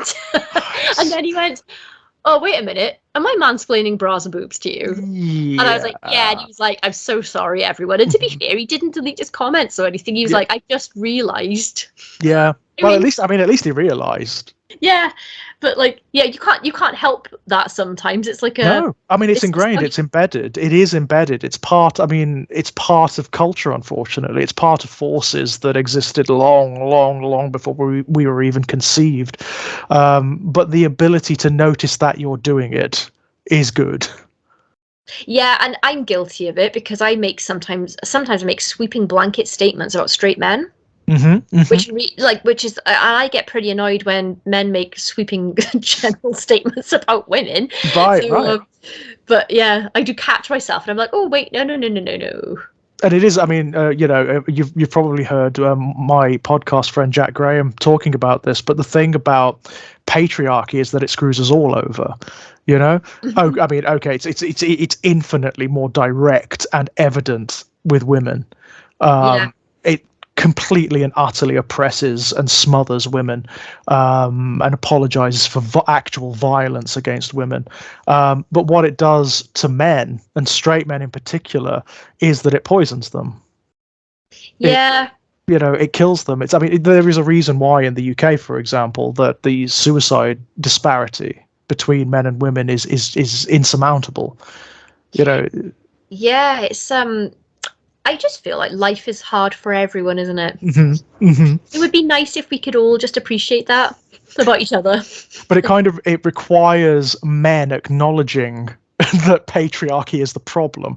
What you have at the moment is this awful situation where you've got some very sinister figures, particularly online, who are taking advantage of that condition in lost young men who don't really have any identity, who don't have any place to be, or feel as though they don't have any sense of self-worth, and turning them against scapegoats. So, the reason you can't get a date is because women are the problem. It's not because of you. It's not because of patriarchy or whatever. It's because women are the problem, or because queer people are the problem, or because liberalism is the problem, or whatever, and that's a very dark thing. Yeah, it's crazy to me that society kind of works on, there's like a reliance on the working class to just keep turning on each other over everything. And working class people of different demographics, but ultimately united by the fact that we are working class, Yeah, I've noticed that on the run up to every general election in the Yeah. UK, give it about a year before, all of a sudden they start blaming immigrants for everything. Yeah, it's immigrants. I mean, obviously the transphobia, there's benefit to be made from that by certain politicians and political movements, which is why they've seized upon that as well. Yeah, I've noticed with the I don't want to get too political or anything, but I have noticed that with the Conservatives that what yeah. tends to happen is about a year ahead of the general election when they start campaigning, all of a sudden they start talking about immigrants. Yep. And they're the cause of all of the poverty and lack of jobs, housing, and all that. And then they do it every time. Oh, we're cracking Every down on time. this. We're going to crack down on this, and then people who are gullible. Yep. But like, not. I don't mean that as an insult, but it's like I do. I do. Gullible is a good word. Yeah, believe that and eat it up, and they're like, oh, well, and I'm like, but you've just voted for the same people who have been making us poor. Exactly. You've voted for your oppressors, and it's evident as well. It's absolutely evident. Like you said, you've noticed the pattern, right? Yeah. And it is an evident and overt pattern. People who have no actual ideas or ideology or solutions to anything, but just want power, just want to maintain their positions of power. That's what they do. They scapegoat, The run up to the Brexit vote was insane in the valleys, because where I live, almost everything we have was funded by the EU, and there are signs everywhere that say this was funded. So we had like all these new roads that were built funded by the EU, learning centres and colleges, EU, hospitals, EU.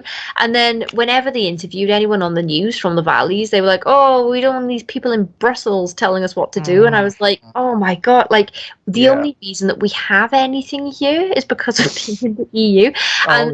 I spoke to my friend, has a degree and a master's, I think, in politics, and I asked him on the run up like what he was voting for, and he was like, Kayleigh, this vote should never have been put to the public. Of course he's like, I have got a vested interest in politics, and I understand it, and I get. And he's like, and I don't know what the right answer to this is, because this is an insane thing to throw out to the public, where most people don't have the education necessary, like the expertise to even be able to weigh up like what we currently have. He's like, he's like, this is just a cop out. He's like, I don't know what the government are thinking. Doing this. He's like, it's not that people are dumb. It's a very specific area of knowledge, and people don't have it, and they don't have the understanding. Absolutely.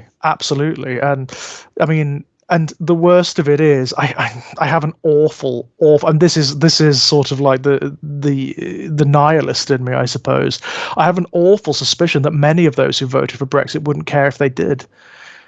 There's this awful demographic in our country that they don't care if they burn it to the ground, as long as they can get at their scapegoats of choice, as long as they can stick it to their enemies of choice. And that includes destroying the future for their children and their grandchildren. Yeah, it's sad. I have no problem at this point telling people who have children and grandchildren who voted for Brexit, you don't care about your children or your grandchildren. You certainly didn't care when you went to make that vote, Nobody went to those polls thinking, oh, I know, I'll vote yes, let's leave, and that'll make the country better for my children and grandchildren. None of them thought that. Not a single one of them thought that. Well, I knew a nurse that voted Brexit. A nurse? A nurse. But she voted for it because of the campaign promise of like, oh, we'll be able to put all of this money into the NHS. And she believed, and obviously, she believed that. And then she was, the day after the results came out, the first thing they said was, oh, no, we never said that. By the way, no, we didn't say that. With the images of Boris and Farage in front of the bus saying it. it was like a campaign slogan. It was on the sidewalk. And she was like, I feel like an absolute idiot. She was like, I'm so angry because, you know, we were all being assured that this was going to save the NHS. And I was like, yeah, it was never going to happen. It's just, it's sad that you got to be so suspicious of the people who are supposed to be looking out for our best interests. Yeah, absolutely. But my God, do you? Yeah, I don't trust anybody. This is why, again, you just go into your horror fiction with your zombies and can I circle all the way back around to childhood stuff? Please do. Please do. We're talking about the very real world reality of just the horror show we actually live in. Yeah, and that's a dangerous drain to be circling, isn't it, that one? Just keep going with this and just keep circling. Pennywise is down there waiting for us. Yeah, absolutely. I take Pennywise over Farage any day. Yeah, he's any day. Beatable. Yeah, at the very least, he's beatable. And you know what? If you don't beat him, if you're eaten by Pennywise, it's because that's what he does, right? And there's some, at the very least, there's some poetry to it. He is like a manifest evil. He's not some batrachian, toad-faced, awful, born to privileged bastard. Yeah, hypes up all your fears and everything, gets you all good and hysterical. I was reminded of this as like a childhood horror thing that was something I actually was allowed to watch, and it was when we were just talking about the sexism and everything, and briefly mentioned mental health earlier when we mentioned Psycho. Did you see Return to Oz? Yeah, I think every single person I've interviewed for this mentioned Return to Oz. Oh shit! Yes. Oh my God, and yes, terrifying. I was thinking about because I've always remembered, obviously, the Wheelers and the Gnome King and Mombi, and all of the adventure horror elements of it. Yeah, the Deadly Desert and all that kind of thing. I had totally forgotten that the thing that scared me more than anything when I watched that as a kid was the opening when she's taken off to that institution. It's bonkers. Tonally, what were they thinking? It is bizarre, and that institution just looks like hell on earth. It looks like the setting, and it's shot like the setting of a horror film.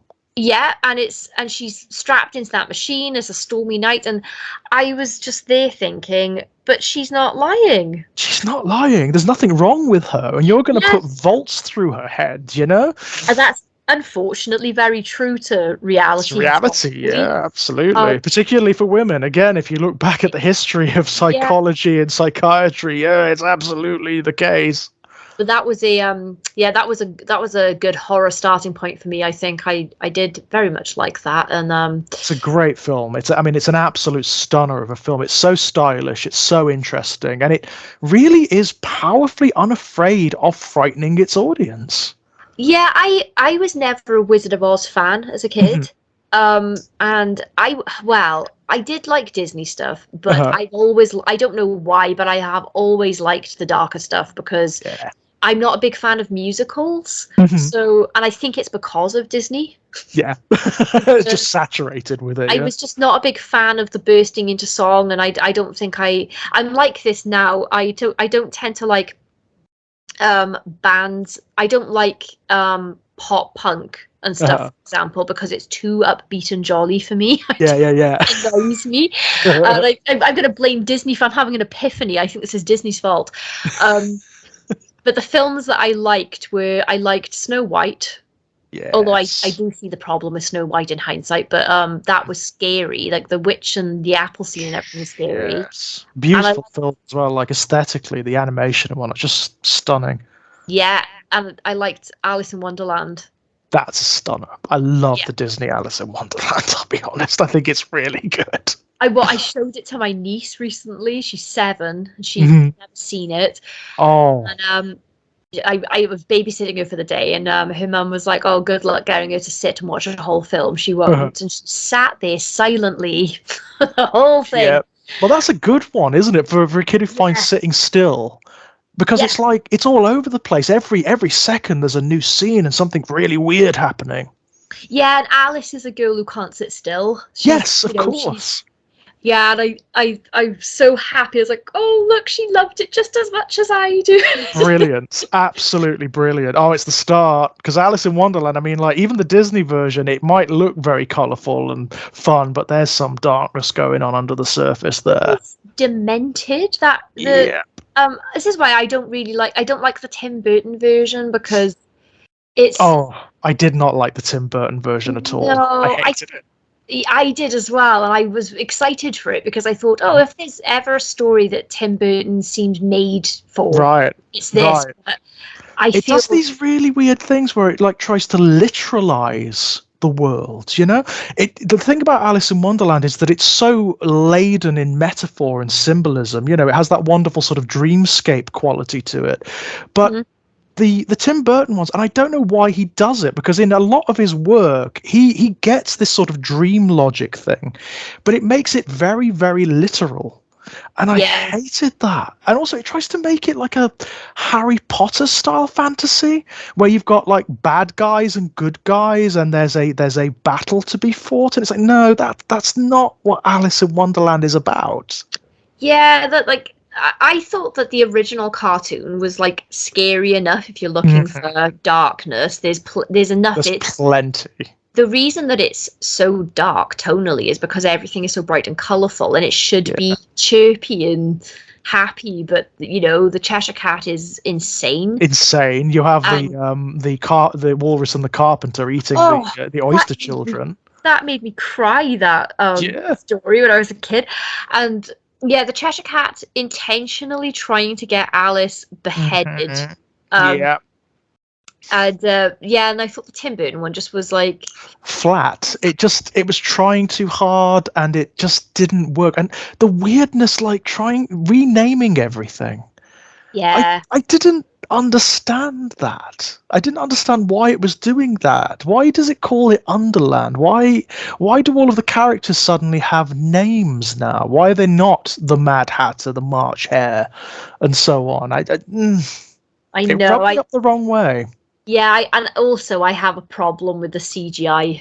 Because if we're talking like a full animated cartoon, it's different because it's a cartoon. But I will always stand by. I will take practical effects, even if they're not very good, over CGI. Likewise, yeah.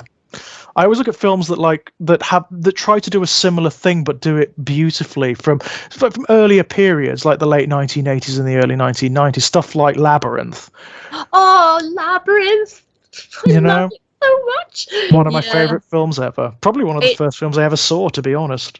Yeah, and that's pretty dark. Oh my god, that's really dark. When you start to get under the surface of what's going on in that film, it's surprising where that goes. You know, I mean, it is a kids' film. It's ostensibly aimed at children. It was marketed to children, certainly.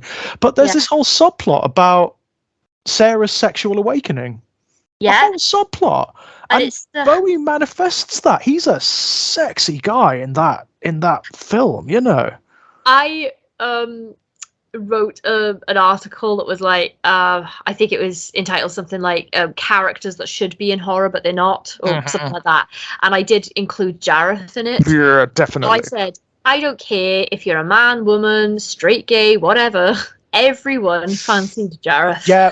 He is that character, isn't he? He's like the Frankenfurter character. Like, you know, it's like it doesn't matter what your sexuality is, you're probably gonna like it. I remember seeing that as a kid and being so enamored with him, and thinking, "Oh my god!" Understanding why, because I wasn't old enough, but absolutely, yeah. Fast forward to any scene with the Goblin King. It's so funny because obviously you have your memories of it from when you're a kid, and then I watched it again as an adult, and I was like, "Wow, all I can see is massive bulge." Yeah, and it seems deliberate. It seems to be part of like what Jareth is, you know, because he does have invested in him like this projection of masculinity, of curiosity about men and about male sexuality, and it's made absolutely overt in that Belle et la Bête ballroom scene, that dream that she has, which is like so sexual. It's unbelievable. I have never seen a man dressed in spandex with backcombed hair like that, that's wearing glittery eye makeup that looks so masculine. Yeah, Somehow, so masculine. I mean, like, he's like the manifestation of what a teenage girl sort of projects masculinity to be. You know, he's like an yeah, archetype. It's gorgeous. yeah. The character design for Jareth is some work of genius. Whoever Yeah, came up with that look. and casting Bowie. I mean, Yeah, my yeah. God, that is just some weird kind of cinema alchemy going on there, isn't it? You know, in that scene when she sees him for the first time through the crowd, and Mhm. the mask comes away. Yeah. Jesus, I was just in love with him, yeah, even though I knew falling off the chair, you know. yeah, I always wanted to be Sarah in that ball gown. Yeah, Like, yeah. And the yeah, language he uses is so seductive. Like, do you know, towards the end when they're having their final confrontation, yeah, and he is saying to her, I have given you everything. I'm kind of like your imagination. I'm the dark side of your imagination. I'm the part of you that it will give you everything. It hmm will console you. It will challenge you. I will give you what you want. I love that so much. And I tell you, I'm still very ambiguous as to whether she makes the right decision or not at the I end. know.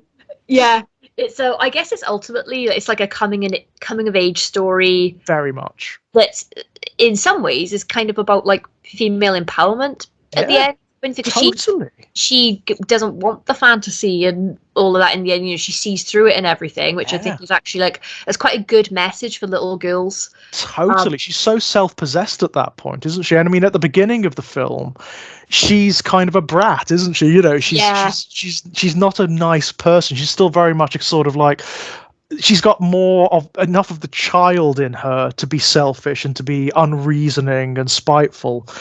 yeah, And she's trying to make her stepmother the evil stepmother. yes, You know, yes.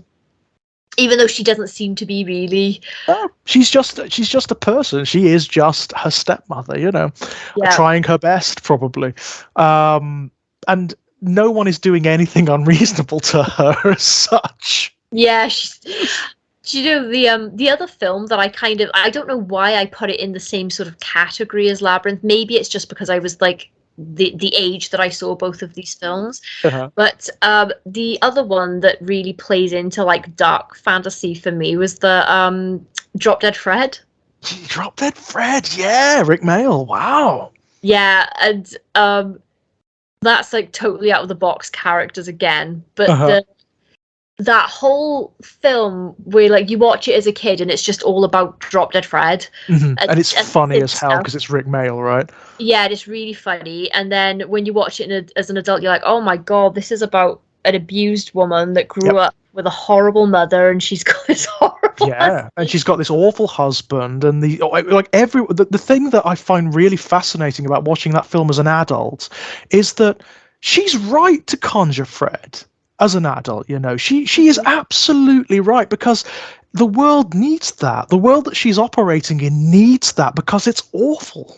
Yeah, and yeah, it's just it's so funny because there's been like a wave the last few years of like, oh, we have to films that are geared towards, you know, we need more female protagonists and strong empowered women and all that, and I agree with it. We do need more of it. But people are pretending that we've never had it, and I'm just looking at all these films from the 80s and I'm like, hello, like, and obviously people usually throw out the obvious ones like Ripley, Yes, of course, for good reason and stuff, but like I'm thinking about like all the stuff I liked as a kid, and it's Drop Dead Fred, and that's about, you know, that's about a woman realizing that she doesn't need, that she's codependent and she like overcomes it, and you know, she's happy on her own in the end and all that. It's really quite complex, isn't it? Because even the Fred character, you know, who's her mechanism for getting to that point, she realizes she doesn't need him either, and it's kind of sad but brilliant. Yeah, I still had a little tear when she says bye to him and he goes, and then Yeah, it was really good. The crowning performance and person in that entire film for me, though, in my adult years, is Carrie Fisher. Yeah, she's great. She's That scene great. where she's like, "Is he here?" And she's Is he here? And she's tried to strangle him. Yeah, it's so good. It's so good. I love the way that she accepts her friend's eccentricities. You know, yeah, yeah, I yeah. She love that. She doesn't fly off the even when she's destroyed a houseboat, right? Oh my god, that scene. I obviously I've never destroyed a houseboat or anything, but I am a relatively clumsy person, was a clumsy kid, and I'm one of those people that like unfortunate things seem to happen to me. So Right. that film when she's just watching Fred and she can't control anything he's doing, and it's like the anxiety because she's not got any control over what's Right, happening. right. I think I must have just like related to that on some sort of weird level when I was a kid. Yeah, that's an amazing point actually, because it does speak to something in childhood, because that happens to all of us, doesn't it? Where things get broken and things happen, and it's because we are clumsy kids, right? It's because we're kids and we really haven't grown into our own bodies yet.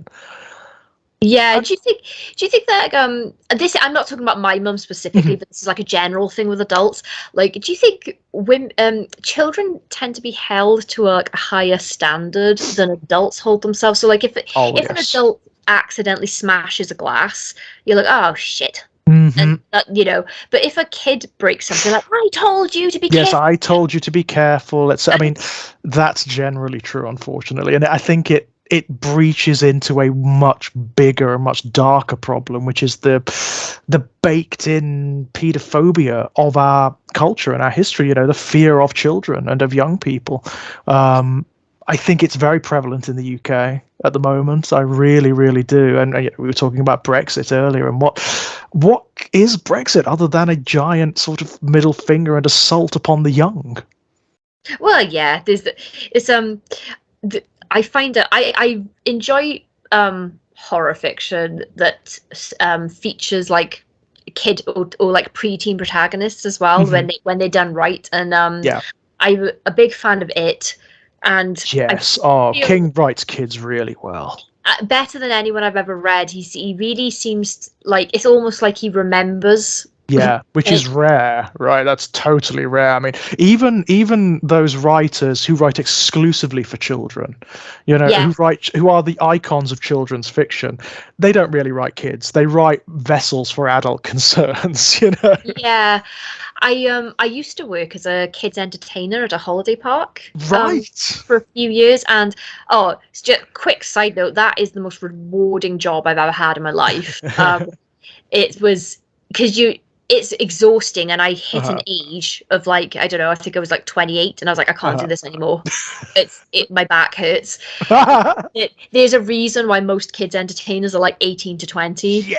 and it's just the stamina and being able to survive the split shifts and stuff, because you're running around all day playing games, doing party dances, Uh-huh. face Uh-huh. painting, and it's all really fun but really tiring. But at the end of every day, you know that you've made like 1,000 kids happy, Yeah. and it's it's really lovely. And something I learned about being around children so much of like 10 and under mostly Uh-huh. is that adults don't mean to do it, but children's anxieties and problems are dismissed so fast Oh my God, yeah. by adults because comparatively speaking a kid's problem Yeah. isn't anything. But But what parents fail to understand, what adults fail to understand, is because children's worlds tend to be so much smaller, those problems are consuming. They're huge. They're apocalyptic, right? yeah, it's and you see a kid where I don't know, they've got a helium balloon, they accidentally let go of it, and it flies off Hmm. into the air, and they are besides themselves crying. Yeah, the And loss of that. yeah, and I'm like, yeah, I remember crying over losing a balloon. I And remember that. at the time, I think that might have been the worst thing that had ever happened to me. Yep. And I feel like suffering is relative, isn't it? Yep. So you know you can only judge pain and suffering by your own metric for what you've Exactly. experienced. So yeah, I saw it a lot where, you know, a kid would cry over something, and to be honest, a lot of the time it was something hilarious. Yes, yeah, Like, you absolutely, know, the yeah. top of their ice cream falls off and it Yes. splats to the floor, and then there's a pause. But you know, it's because a kid doesn't have the power to just go buy themselves another one. They need someone else to do it for them. They've just got so little control over anything. That's it. So when something impinges upon that control, it's profound, it's significant. Yeah, and I think my mum wouldn't let me watch a lot of horror when I was a kid, but I did sneak watch the It miniseries. Oh, the 1990s one, Tim Curry, yeah. Yeah.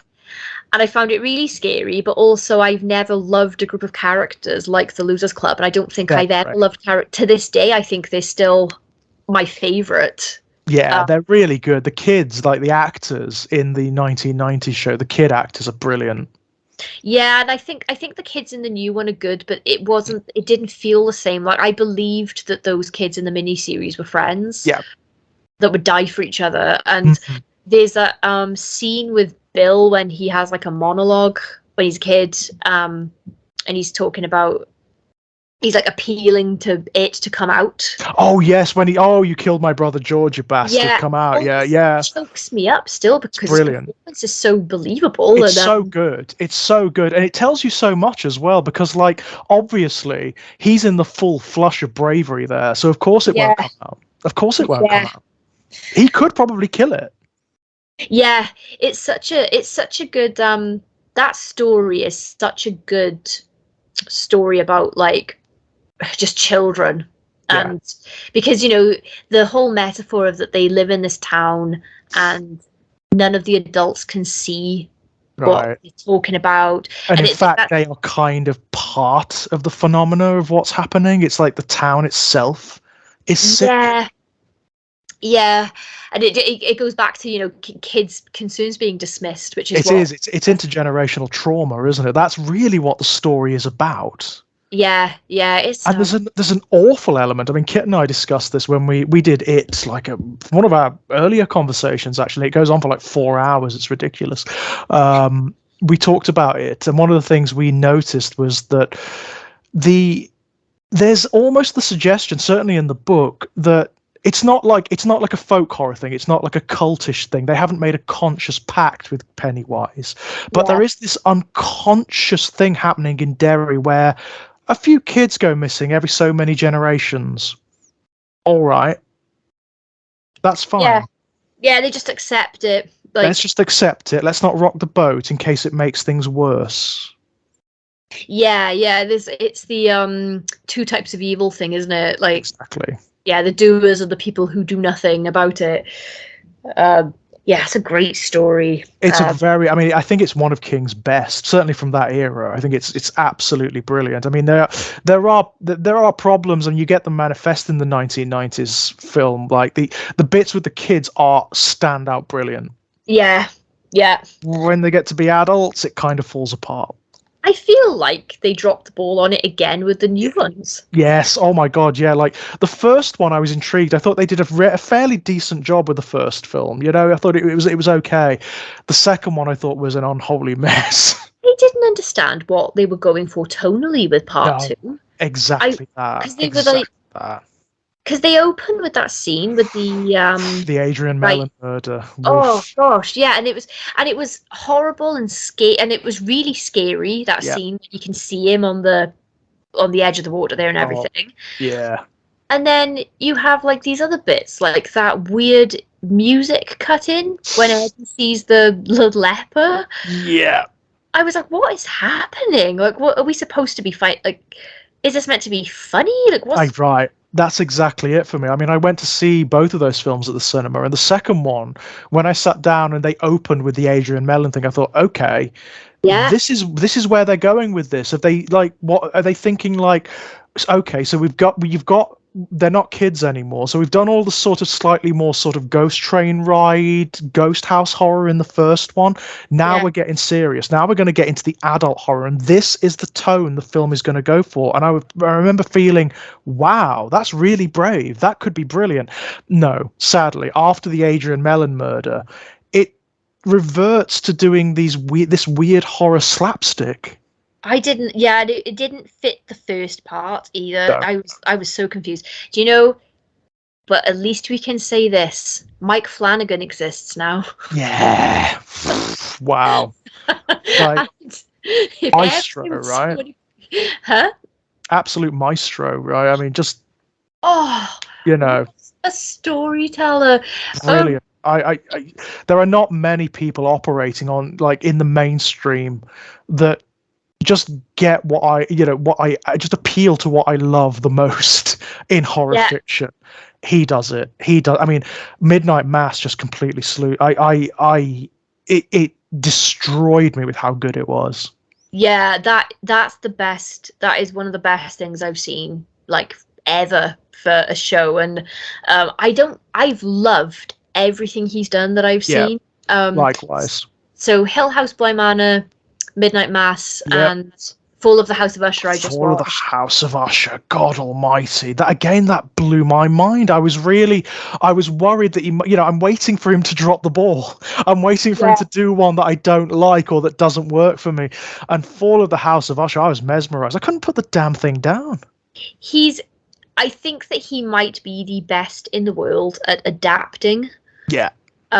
Because he'll make a story his own, but Yep. it's so respectful to the source material, and It's weird, isn't it, the way he does that as well? Because, like, he does change them dramatically. You know, he has this great capacity for taking the essential soul of the core of the source material and extrapolating from it wildly. Yeah, he's got a real talent for doing that, but at the same time, sticking to the sort of thematic roots that everyone would like the original story for. And I loved Midnight Mass because that was an original, not based on anything. And I thought, I cannot believe that I didn't work out what was happening. Yeah, it's so clever, isn't it? It's so clever the way it plays with the tropes of, like, vampire fiction. And yeah. Do you know the thing I said in the first episode? I said to my brother, I don't know why. I think it's just because I know that Mike Flanagan is a big Stephen King fan, but it gives me Salem's Lot vibes. Salem's Lot vibes, yeah, absolutely. Absolutely. And then I still didn't work it out. And it didn't twig, yeah. But what a great show. And Hamish Linklater. Oh wow, oh yeah. My God, how he's not, like, just gold dust, how he's not in everything now, I don't know. Yeah, him and the sheriff. Oh yes, names. Cooley. His name is something Cooley. Raoul Cooley, is it? Yeah. Fabulous, and on a personal level, both of them very, very, very hot. Oh yeah. Oh God, Yeah. I'm not religious at all. I'd go to that Midnight Mass, I can tell you. I drink the Kool-Aid. Yeah, I probably would. That's the worst thing, probably would. If Hamish was giving it to me, yeah, absolutely. Yeah, whatever. Yeah. I trust you. I was really impressed with Dr. Sleep, because when I heard that they were adapting that into a film, I thought, how the hell are they going to adapt a book that's a sequel to a book they've already adapted? Yeah. But they changed the ending and some significant stuff. Mm-hmm. Like, how are you going to make a sequel to a film that's also an adaptation of a book that no longer line up? And that film, right? That monolith of horror with that shadow cast from it. How? Yeah, I do not think that could have been done better. It was pretty good. I mean, for the attempt, I mean, like, as I say, that is a hard sell. That is, I don't know how you do it and keep your nerve, quite frankly, and not just say, you know what, forget it, cancel the project. I can't do it. I cannot do this. No, I really enjoyed it, and I'd already read the book, so I was waiting to see how they figured out the ending for the film. Yeah. I didn't know what way they were going to go, and it started to get a little bit fan servicey for me, but but you know, they pulled it back. But I very much liked the villains in that. Yeah, Rose the Hat is great. Yeah, I mean, just hateful. I mean, really evil, like in a really pure way. Yeah. And there are scenes in that I was surprised to see, because most films will shy away now from horrible child death and stuff. Yes, they will. And to be so explicit about it as well, they are like the pain is what makes them nourishing. It's the trauma and the fear and the pain that makes them nourishing. That is such a brilliant manifestation and conception of evil. Yeah, I agree. Mike Flanagan is up there for me with. I think he's overtaken it though, because he's my favorite person who's like adapting work right now. Yeah. I think he's a bona fide genius, you know. Yeah, I can't wait to see what he does next. Yeah, absolutely. I mean, obviously we had Hill House. That was the one that got me, I'll be honest, because like when I heard there was an adaptation of Hill House, The Haunting of Hill House coming out, I was like, that's gonna suck. That's going to be dreadful. Yeah. I mean, I think I was still incoming from that awful 1999 adaptation. With Catherine Zeta-Jones. Yeah, terrible. I mean, like, missing the point of the original book completely. Oh, yeah. All the silly CG in that. And it's like, what are you doing? Wow. Why? Owen Wilson. Owen Wilson. With, Owen I like, but... in that, it's like, no, Owen, no love. You don't do that. Zoolander is more your field, yeah? Yeah. I was so pleasantly surprised and scared watching Hill House. I was like, wow, I'm actually scared of watching, because I watch so much horror. I'm not really frightened by anything, especially a show. Yeah. So I was delighted. I think Mike Flanagan has got to be the best at adapting. Yeah, I think so. Frank Darabont. Frank is also awesome. And just has such a connection to Stephen King's work. He understands how to do that. Yeah, there's like a holy trinity of people who are good at adapting King now, and I put Mike Flanagan in there, Frank Darabont, and then maybe Rob Reiner. Yep.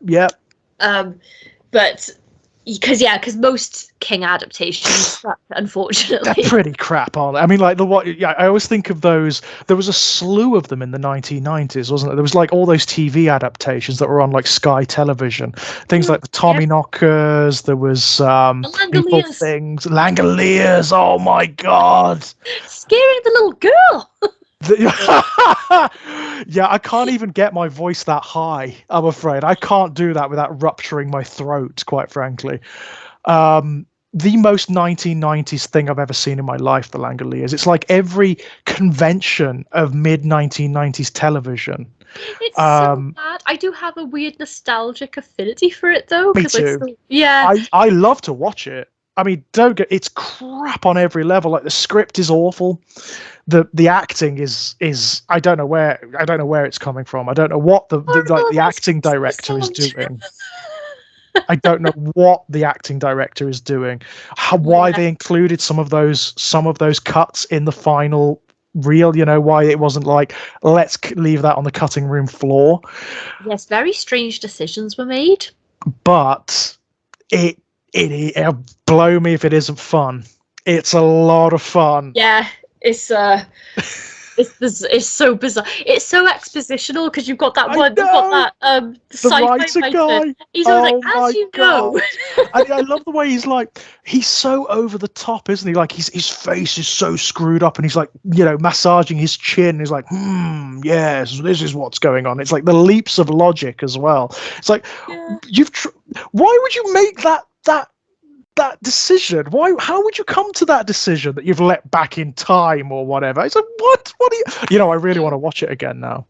Do you know, I read the story as well, and I do think Stephen King, so my favorite Stephen King is just like the batshit idea stuff like that, because what a great idea to have. Like, imagine if you went through some sort of weird wormhole and you went back in time, but but like something has to clean up time behind you. Like it's Yeah. just such a strange idea. It's a great idea, and I love, like, the setup is brilliant. Yeah. The waking up on a plane and everybody is gone. Yes, bizarre, but there are some stories that I do think are just so hard to translate onto screen because of the weirdness, and like you put them on screen and all of a sudden they're like really hokey weird ideas. Yes, I mean the big thing in the Langoliers is the Langoliers themselves. They're remaking it, did you know? They're not. They are. They're not. They bloody well are, George. Oh my god, you know what? If they can make it work, well, you know, hats off. Yeah. Hats off, because I honestly don't know how you do it. I honestly can't see how you make it work, because there are bits that are brilliant. You know, when the diner, the blind girl is saying she can hear something in the distance, that's really scary. Yeah, because she's just a bit more tuned in. Yeah, that is frightening. That is frightening. When you don't know what it is, something is approaching and you don't know what it is, that's frightening. When it turns out to be like Campbell's meatballs with spinning blades in their mouths, it's sort of like, But you're like, oh okay, that's what it is. This is why they should always go with practical effects, because even if they'd still look silly if they were going to design them that way, but at least it's like, I don't know.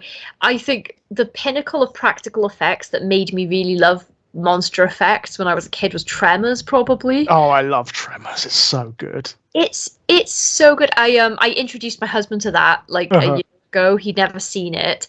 And I've been just, the longer we were together, I've just been steadily forcing him to watch all my favorite things, because he's not into horror, so I've had to be selective about what I show him, because I don't want to force him to watch stuff he won't like. So I'm like, oh, what might he like? So I put Tremors building up, and I was like, honestly, this is a hill that me and my brother will die on, that Tremors is the perfect film. It's great fun. I mean, like, it is just a really well set up, well made film. Yep, the acting's good, the cast's great, got really good chemistry, the setup for the monsters is good, the practical effect is great, and my favourite thing about it is that all of the characters are doing, like, they're not stupid. No, they're doing like real things, you know, what you would do, you know, in that situation. And the concept, like when they're in the store and they have to stand up on the, you know, it's brilliant. It's really, really clever. I've been saying this for years, is before there was The Floor is Lava, there was Tremors. There was Tremors, Yeah, me and my cousins used to play Tremors at my nan's house, and we'd be leaping around on the cushions and stuff. Yeah, it was just so much. It's just so much fun, that film, and I really love as I like grew up, I started to appreciate other characters more. Like I love the Doomsday couple that have got made fun and everything, and it's just such a great film. The worms themselves are great, aren't they? Like the design of them is wonderful, and like you say, they're practical. They're big puppets, right? Yeah. And they look great. They look absolutely brilliant because they're physically there. A lot of time is taken to make them look organic. Yeah. They look so good. That was like that must have been like like, I know it's very light horror, but I suppose my mum deemed that appropriate. It is light horror, but at the same time, there's something. I mean, like that notion of something like that's under the ground and that can detect you via vibrations. There's something really unsettling about that. It was really fun to play when I was a kid. Yes. I always wanted to get a big stick and try and jump, you know, from rock to rock and stuff. Yeah. So much fun. But I don't know how I ended up loving horror as much. It might have been because it was kind of a forbidden fruit, because my mum didn't, you know, I'm the oldest as well, so I was her first kid. So by the time she got to my brother, she'd relaxed. But it must be hard to navigate as a parent, not knowing, of course, you know, what's okay, what isn't. And there were exceptions for horror. So like things like Tremors and that kind of stuff were fine. I was allowed to watch those. Like the sort of like, you know, slightly hokey, funny horror, the slightly comedy horror, Gremlins. Yeah, Gremlins. Stuff that wasn't too scary, although coming at Billy with a chainsaw was pretty frightening. Yeah. Or Stripe is his name, isn't it? That's it, yeah. Yeah, but she made an exception for the Lost Boys for some reason. Right, okay. I think that she just forgot about certain scenes because she was like an 80s chick, my mum, like, and Right. The Lost Boys is the epitome of the 80s. It's very 80s, isn't it? It's yeah. very 80s.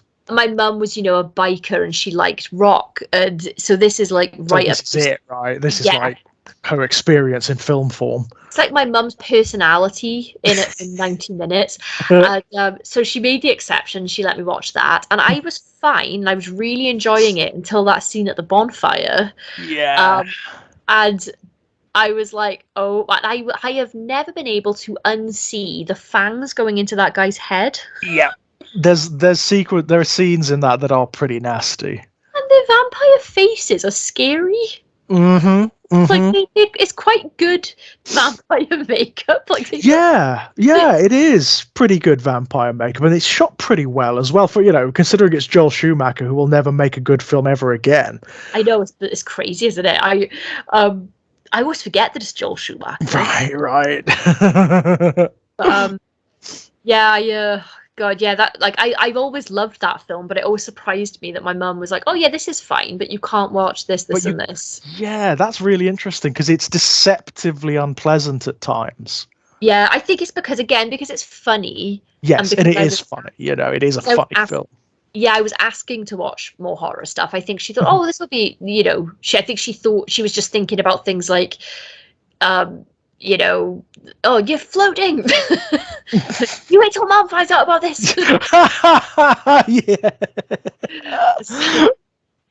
It's a fun film. And then the revelation at the end, of course, that the head vampire is the slightly dopey guy from the video rental store. That's brilliant. That whole scene where they like trying to figure out if he's the head vampire. Yeah. He comes for dinner and they're just like they're turning the lights off and putting mirrors in front of him, giving him garlic and that kind of thing.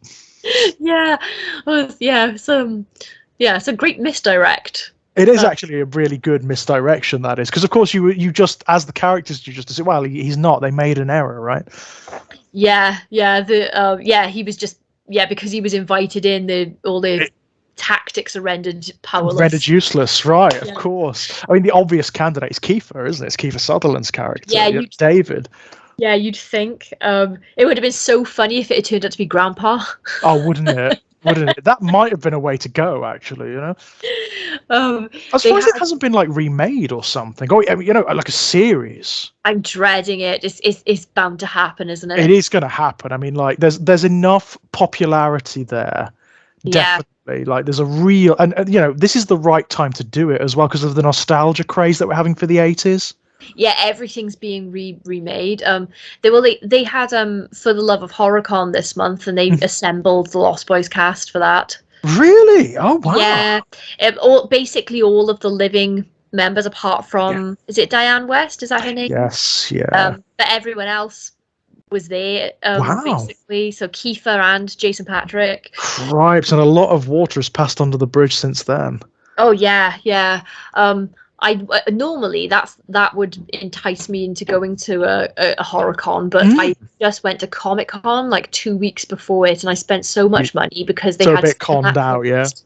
Yeah, I did Edgelit Fantasy Con and then Comic-Con, and it's a lot of cons to be doing, isn't it, in like short space of time, yeah. I've never gone to a Comic-Con before because I usually go to the more horror specific ones. But they had some Supernatural cast members there, including Jensen Ackles. And that would entice me as well. The day of the con happened to fall on my best friend's birthday. Mm-hmm. And for as long as I can remember, she has been like the biggest Jensen Ackles fan. Right. We're big Supernatural fans, and she went through a phase where she loved Jensen Ackles so much that she would buy anything that he was in, and it was like season 3 of a season she didn't watch. Yeah. Of the show. And I was like, as a joke, I was like, hey, do you know who Jensen Ackles is in the UK on your birthday? And she was like, what? And she'd never been to a Comic-Con or convention or anything. And I was like, oh, do you actually want to go? She's like, yes. And she's like, let me just ask my husband. And her husband was like, yes, feel free to go meet your boyfriend. So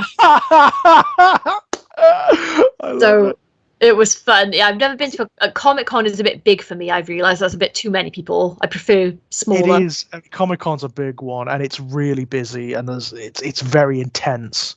Yeah, there were people that I wanted to see that I didn't even glimpse because it was so. Simon Pegg was there. Oh wow! And Warwick Davis, I would have liked to have met, but I didn't even. Warwick's an interesting one. I've been to a lot of conventions that he's been to, and he's never at his booth. He's always wandering around with like a gaggle of people. We had photos with Jensen Ackles, Misha. I want to say Collins. I don't know if that's right, and some other people. Mm-hmm. Usually, and I was like cool as a cucumber because I used to obsessively go to all the Walking Dead cons. Mm-hmm, mm-hmm. So I think I got used to seeing people I've been watching on TV for years and stuff. But my cousin was losing it in the queue. It was so funny. And then I looked around, and it wasn't just her. It was like every woman. Yeah. And man in the queue was like, and I've never felt like an energy like it. They were like, everyone was like, had these little hand mirrors. They were touching up their makeup right before going in, and like people were like breathing weirdly. Like, I thought my cousin was going to pass out, and I was like, oh my god. And then she had a birthday badge on. So we got in there, and I looked at him and thought, oh wow, yeah, no, he might actually be the most handsome man on the planet. Yeah, it's annoying, but yeah. Unbelievably good looking, like ridiculous. And then he saw her birthday badge, and he was like, oh, hi, happy birthday, and he gave her a hug. And then she was like, oh, you're such a fan, and he was like, oh yeah, chatted to her a little bit, and then he's like, oh, get in here, let's have our photo. And but he was really nice. And then we left, and she was like, I was like, are you okay there? And she went, oh, I'm just a bit disappointed because he didn't say happy birthday. And I was like, what? And the girl behind us was like, yeah, he did. Yeah, he did. He maybe just blanked it out. It was just... Happy birthday. And it took about 5 minutes for the memory to come back to her. He was so excited. That's brilliant. It was so funny. And I understandable. Totally understandable. Yeah, I messaged my brother, and I was like, so now I know what it's like to be you with me at Walker Stalker. The Walking Dead con, because the first one we went to, we queued up, and the first person we met was Norman Reedus. Oh my! Again, yeah. I mean, right? Yeah, and I was such a Walking Dead. I wrote my degree dissertation on the Walking Dead. Right. So like, this is a big deal, right? Oh yeah, I was so invested in the show and everything. So it's like a few seasons in by the time that first Walking Dead convention came to London. So I was fine in the queue, and I was saying to my brother, oh, try not to, freak out and, fanboy or anything. Don't embarrass me. And then as soon as they let us in, I was like, oh my God! I started screaming, and my brother was like, oh my God.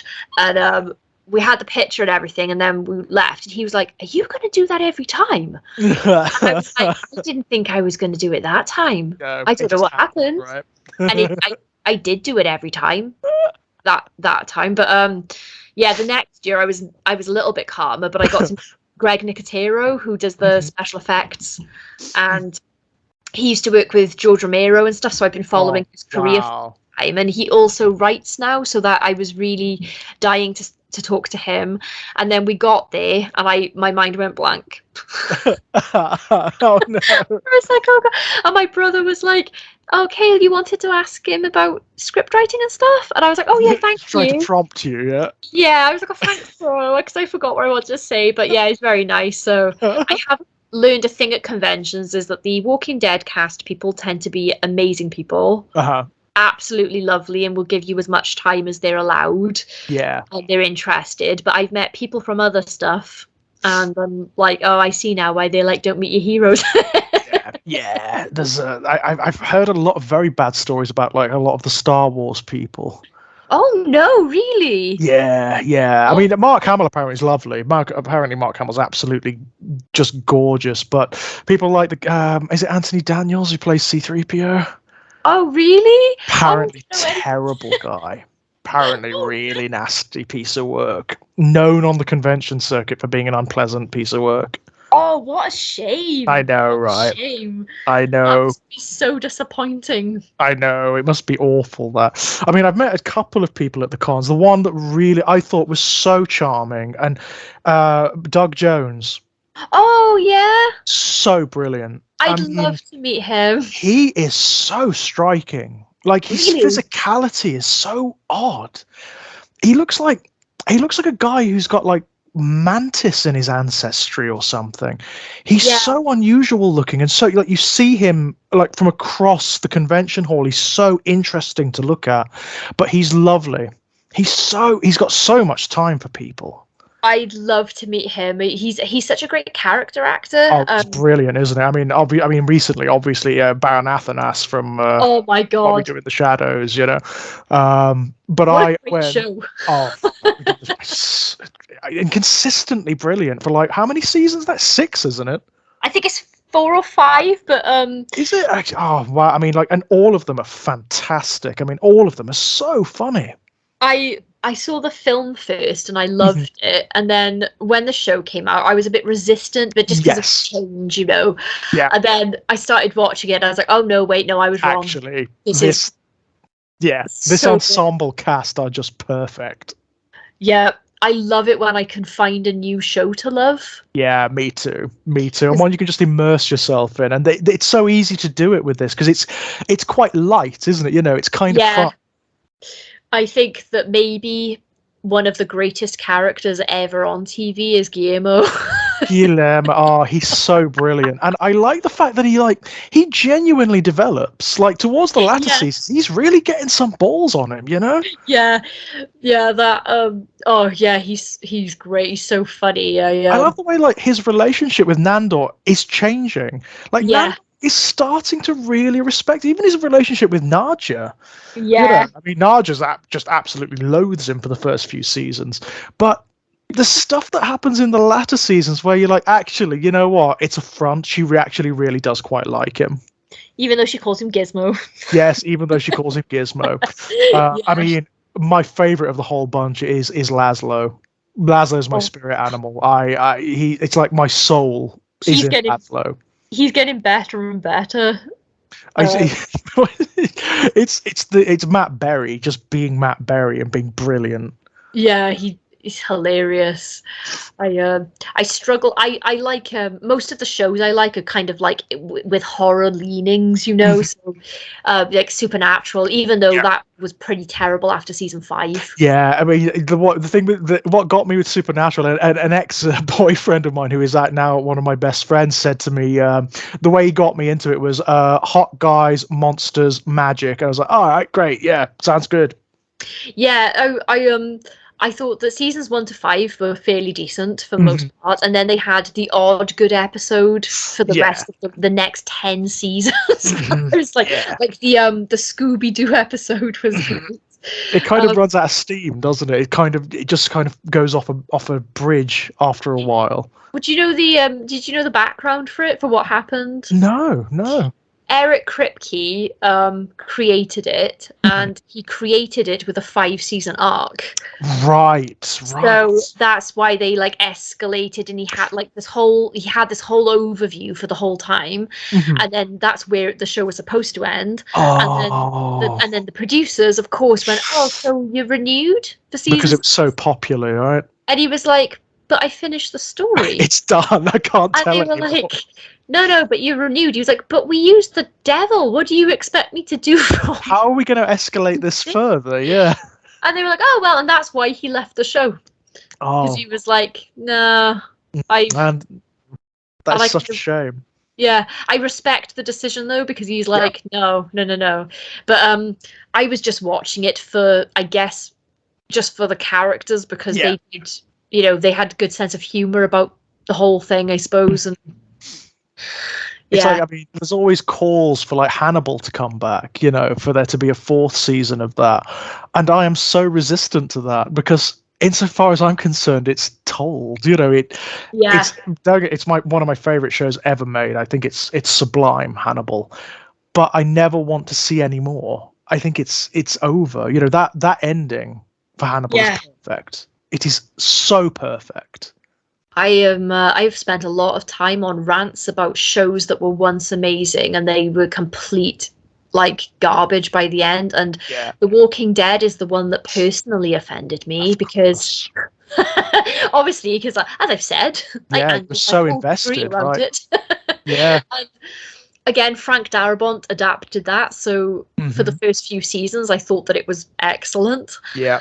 And then you can tell when they changed hands. So Like, you so see it. can. It's like tangible, isn't it? It's tangible. The difference in like just tone and emphasis, it just changes completely.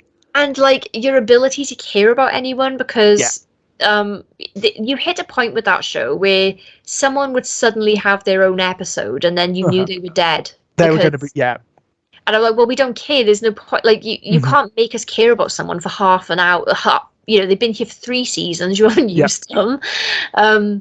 Yeah, and but I had to see that through to the bitter end. I watched the Fear the Walking Dead, but I've bailed on that now. Yeah. And I watched World Beyond the Walking Dead, which was the worst thing I've ever seen. Was it really bad?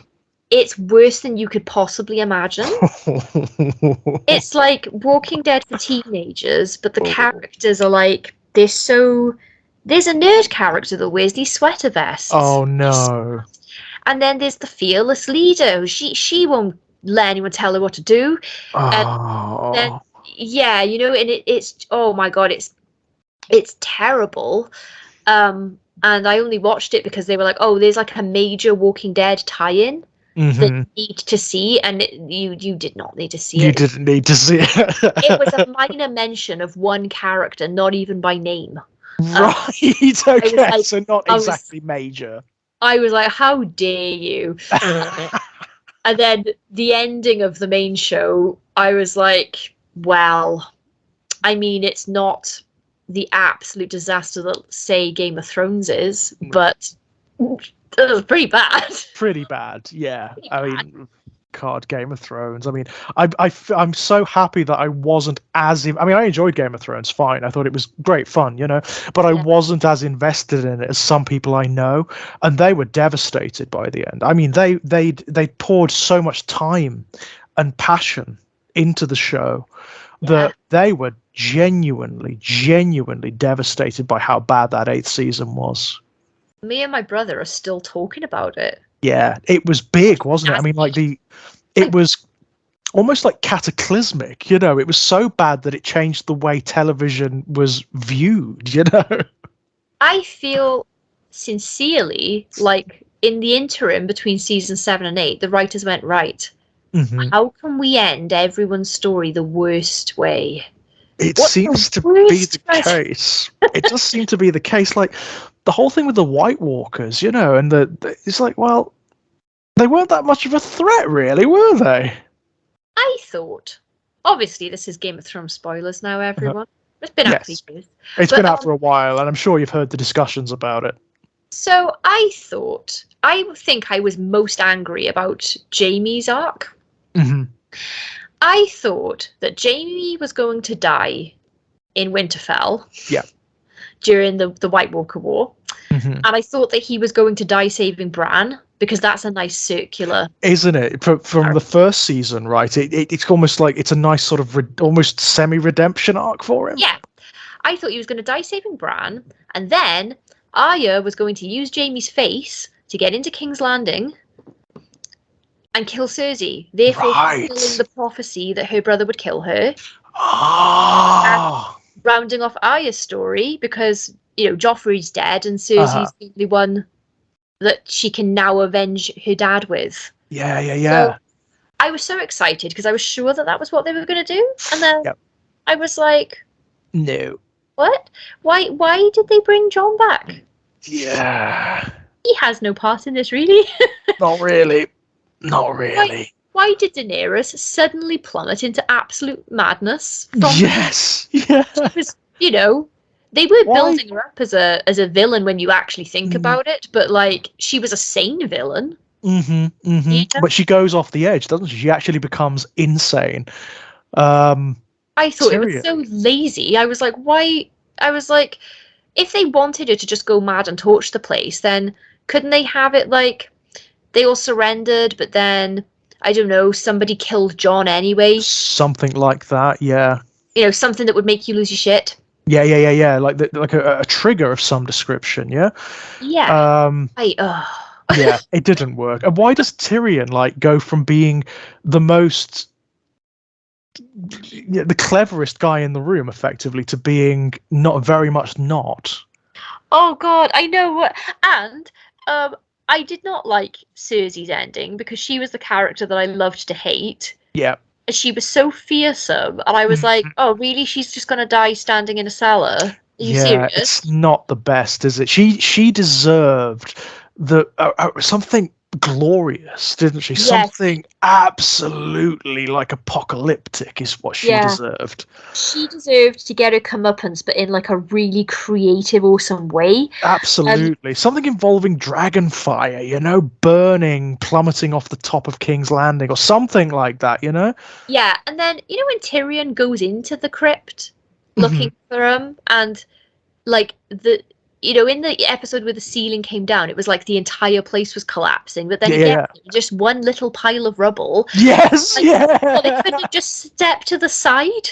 Yeah. I It's couldn't so believe. sad. I felt like the laziness of the last season. I think I was just like, what? It does feel like nobody could be bothered, doesn't it? It does feel like that. Like it just fell off at the edge, and you're not going to get an ending from George R. R. Martin anytime soon. I can tell I you. know. I wanted to start reading the books, and then I realized that he's probably not going to finish them. And I was like, well, I'm not going to let myself in for a second disappointment. It isn't going to happen. I don't think it's reached that point now where even if it does occur, it's probably going to be quite disappointing. Yeah.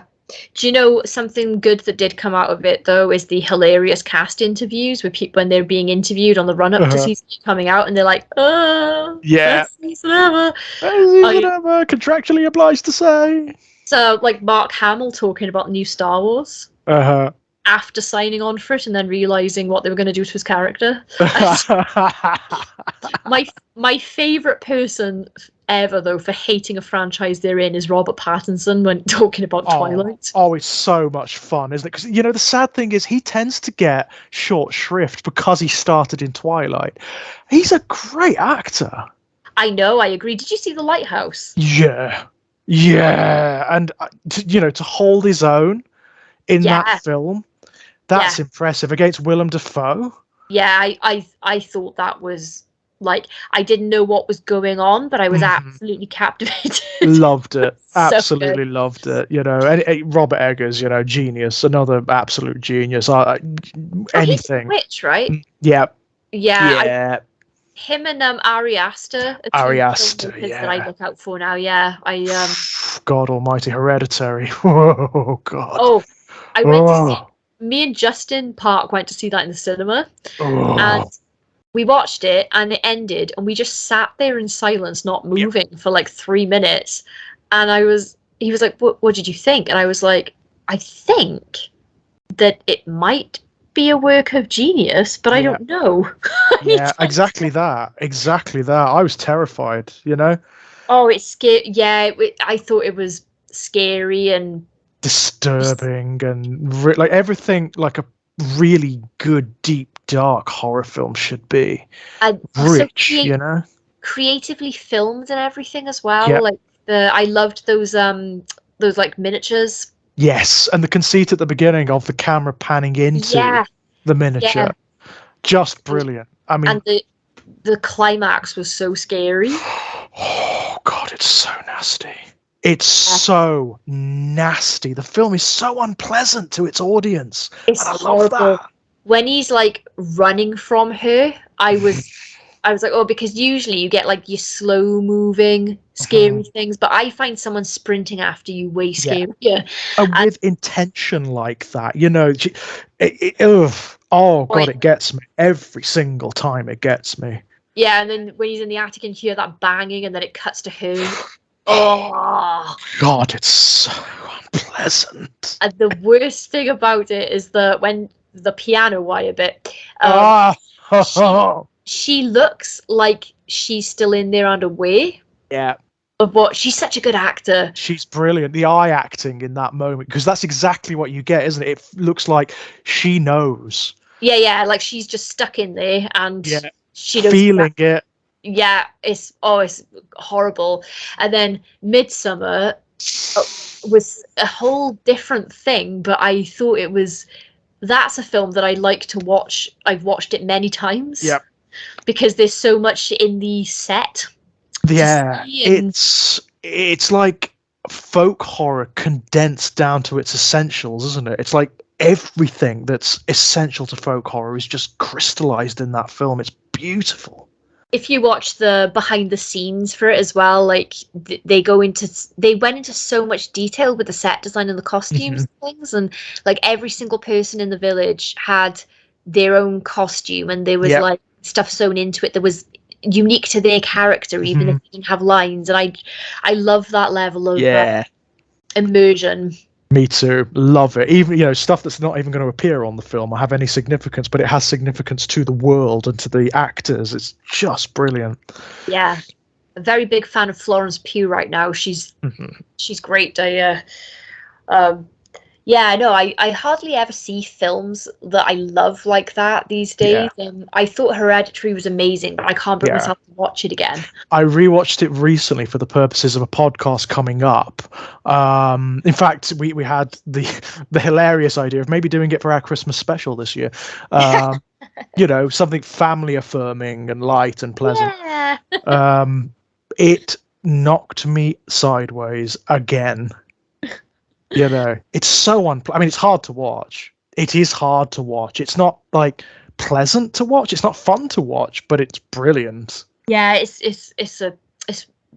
so well made, and it makes me so angry that was his first feature, and he's like 30 years old when he made it. I was like, Jesus, it's like, get out. It's like, for God's sake, right? Yeah, like if you're somebody who writes, you're like, well, yeah.